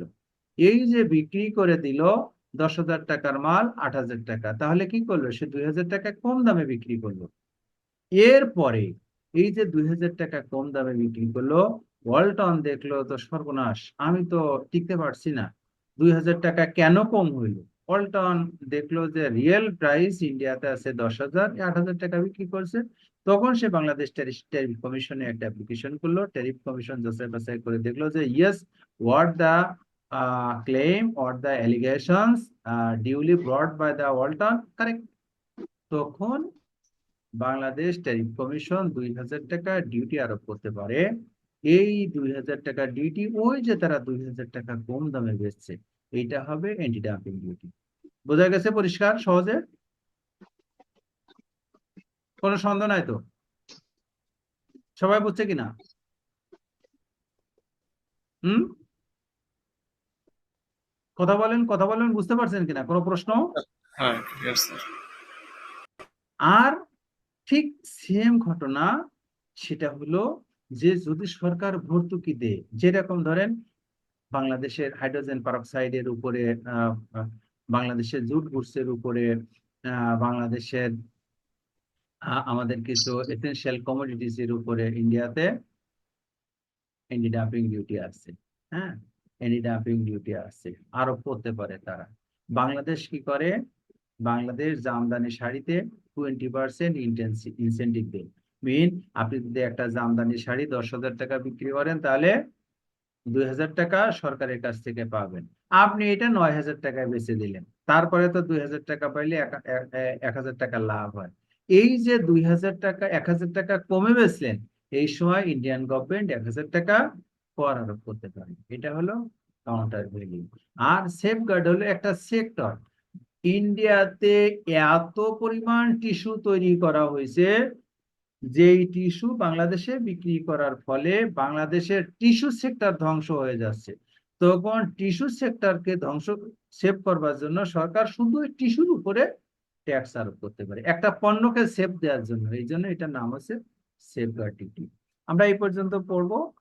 এর বাইরে আজকে আর আলাপ করব না। আগামী দিনে আমরা যেহেতু কাস্টমস আমাদের মূল পড়া, কাস্টমস এবং বন্ড, এই জন্য এটা একটু বেশি পড়বো। এর সাথে আমরা ইম্পোর্ট পলিসি কে একটু কোরিলেট করব আগামী ক্লাসে। আশা করি সেই ক্লাসটা ভালো হবে। আজকে আপনারা যতটুকু আমার সাথে ছিলেন, যদি ভালো লাগে আমরা সামনের দিকে আরো অনুপ্রেরণা পাবো। এখন এই পর্যন্ত আমরা শেষ করব। যদি কোনো প্রশ্ন থাকে প্রশ্ন করতে পারেন, কোনো আমার একটা সাজেশন থাকে সাজেশন দিতে পারেন। হ্যাঁ বলেন। স্যার আইসিডি বইয়ের ছবিটা একটু হোয়াটসঅ্যাপে দিয়ে দিন। দিয়ে দেবো, কোনো সমস্যা নেই, দিয়ে দেবো। এটা হলো কাস্টমস আইন, বিধি ও পদ্ধতি, মোহাম্মদ আব্দুল হাকিম। আমি লিখে দেবো, সমস্যা নেই। আইসিডির ব্যাপারে একটু বলবেন, আইসিডি কি কোনটা? আসলে? আইসিডি বলতে কি বোঝায় আসলে? আইসিডি, যে ইন্টারকন্টিনেন্টাল ডিভাইস হ্যাঁ আইসিডি নিয়ে তো আমরা আলাপ করিনি আজকে। ওকে, আচ্ছা, না এটা কাস্টমস এর আইসিডি মধ্যে। হলো ইনল্যান্ড কন্টেইনার ডিপো। আমাদের আইসিডি কিছু পোর্ট আছে, যেমন ঢাকা আইসিডি আছে না, ইনল্যান্ড কন্টেইনার ডিপো। হ্যাঁ, বিদেশ থেকে যে কন্টেইনার গুলো আসে অথবা বিদেশে যে কন্টেইনার গুলো যায়, এই কন্টেইনার গুলো এক্সপোর্ট এবং ইম্পোর্ট সম্পর্কিত প্রসিডিউর এই জায়গা থেকে পরিপালন করা হয়। হ্যাঁ, বাংলাদেশে প্রথম একটা মাত্র আইসিডি ছিল, আইসিডি কমলাপুর। এখন চট্টগ্রামে করা হয়েছে আইসিডি চট্টগ্রাম। এটা হলো আইসিডি। আপনারা সবসময় ক্লাসের ভিতরে থাকবেন। হ্যাঁ, এইগুলো হয়তো যখন পড়া হবে সেইগুলো পড়বেন। তা নাহলে মাথার ভিতরে যদি একটা প্রশ্ন নিয়ে আসেন তাহলে আপনি কিন্তু ক্লাসে অ্যাটেনশন করতে পারবেন না, মাথার ভিতরে ওই প্রশ্ন ঘুরতে থাকবে, ঠিক কিনা? জি স্যার, ওটা অ্যাডভান্স হয়ে যাবে আর কি, আমরা স্লাইড অনুযায়ী যাই। ওকে স্যার, স্পেসিফিক যদি কোনো প্রশ্ন থাকে ক্লাস শেষ হওয়ার পরে, আমি তো সময় দিই, এখনো আছে, এখনো 10 মিনিট। যদি কারোর স্পেসিফিক কোনো কথা থাকে, স্পেসিফিক কোনো প্রশ্ন থাকে, তাহলে আপনারা করতে পারেন। ঠিক আছে? প্রথম দিকের স্লাইড গুলি একটু দেখালে মানে ভালো হতো, ওটা মিস হুম, করেছি। প্রথম দিকের স্লাইড গুলি যদি দেখানো স্লাইড যেত। গুলো তো আমি দিয়ে দিয়েছি, আপনারা সব পাবেন। আমি যেগুলো পড়ালাম আপনাদেরকে দিয়ে দেওয়া হয়েছে তো। জি স্যার। স্যার পাবেন। ঠিক আছে, আপনারা সাজুল সাহেবের সাথে যোগাযোগ করবেন, উনি আপনাদেরকে দিয়ে দেবে। হ্যাঁ, আরিফ সাহেব বলেন। কাজী আরিফ রায়হান একটা কথা বলছিলেন স্যার, 4,000 টাকার একটা পণ্য যদি হুম নিয়ে আসি সেক্ষেত্রে শুল্ক দিতে হবে না। এটা না কি একটা পণ্য নাকি কয়েকটা পণ্য? হুম ওইটা আমাদের আছে কয়টা, ওইটা হলো আমাদের আহ আমাদের ব্যাগেজ রুলসে ওইটা ডিফারেন্ট করে বলা আছে। যদি আপনি 60 আনেন সম্ভবত একই রকম, মানে 10টা না 20টা, এর বেশি হবে না। হ্যাঁ, যদি আপনি কাপড় আনেন তাহলে ওইভাবে ভাগ করা আছে। এখন যে 4,000 টাকা যে আপনি 50টা শার্ট নিয়ে আসবেন, ওইটা হবে না, সম্ভবত 20টা, 10টা অথবা 20টা একই ধরনের পণ্য, এর বেশি হবে না। ওখানে ক্লাসিফিকেশন আছে, কোথায় সেক্ষেত্রে আছে? কি ওই আমাদের ব্যাগেজ 10টা বা রুলস, 20টা, 2024। স্যার যে সেক্ষেত্রে কি 10টা বা 20টা পণ্যের মূল্য 4,000 টাকা হবে এরকম, নাকি এক একটা হুম পণ্যের মূল্য 4,000 না টাকা না, করে হবে? টোটাল টোটাল টোটাল একেবারে সব যোগ করে একসাথে। আচ্ছা। ঠিক আছে, টোটাল কনসাইনমেন্ট ভ্যালু।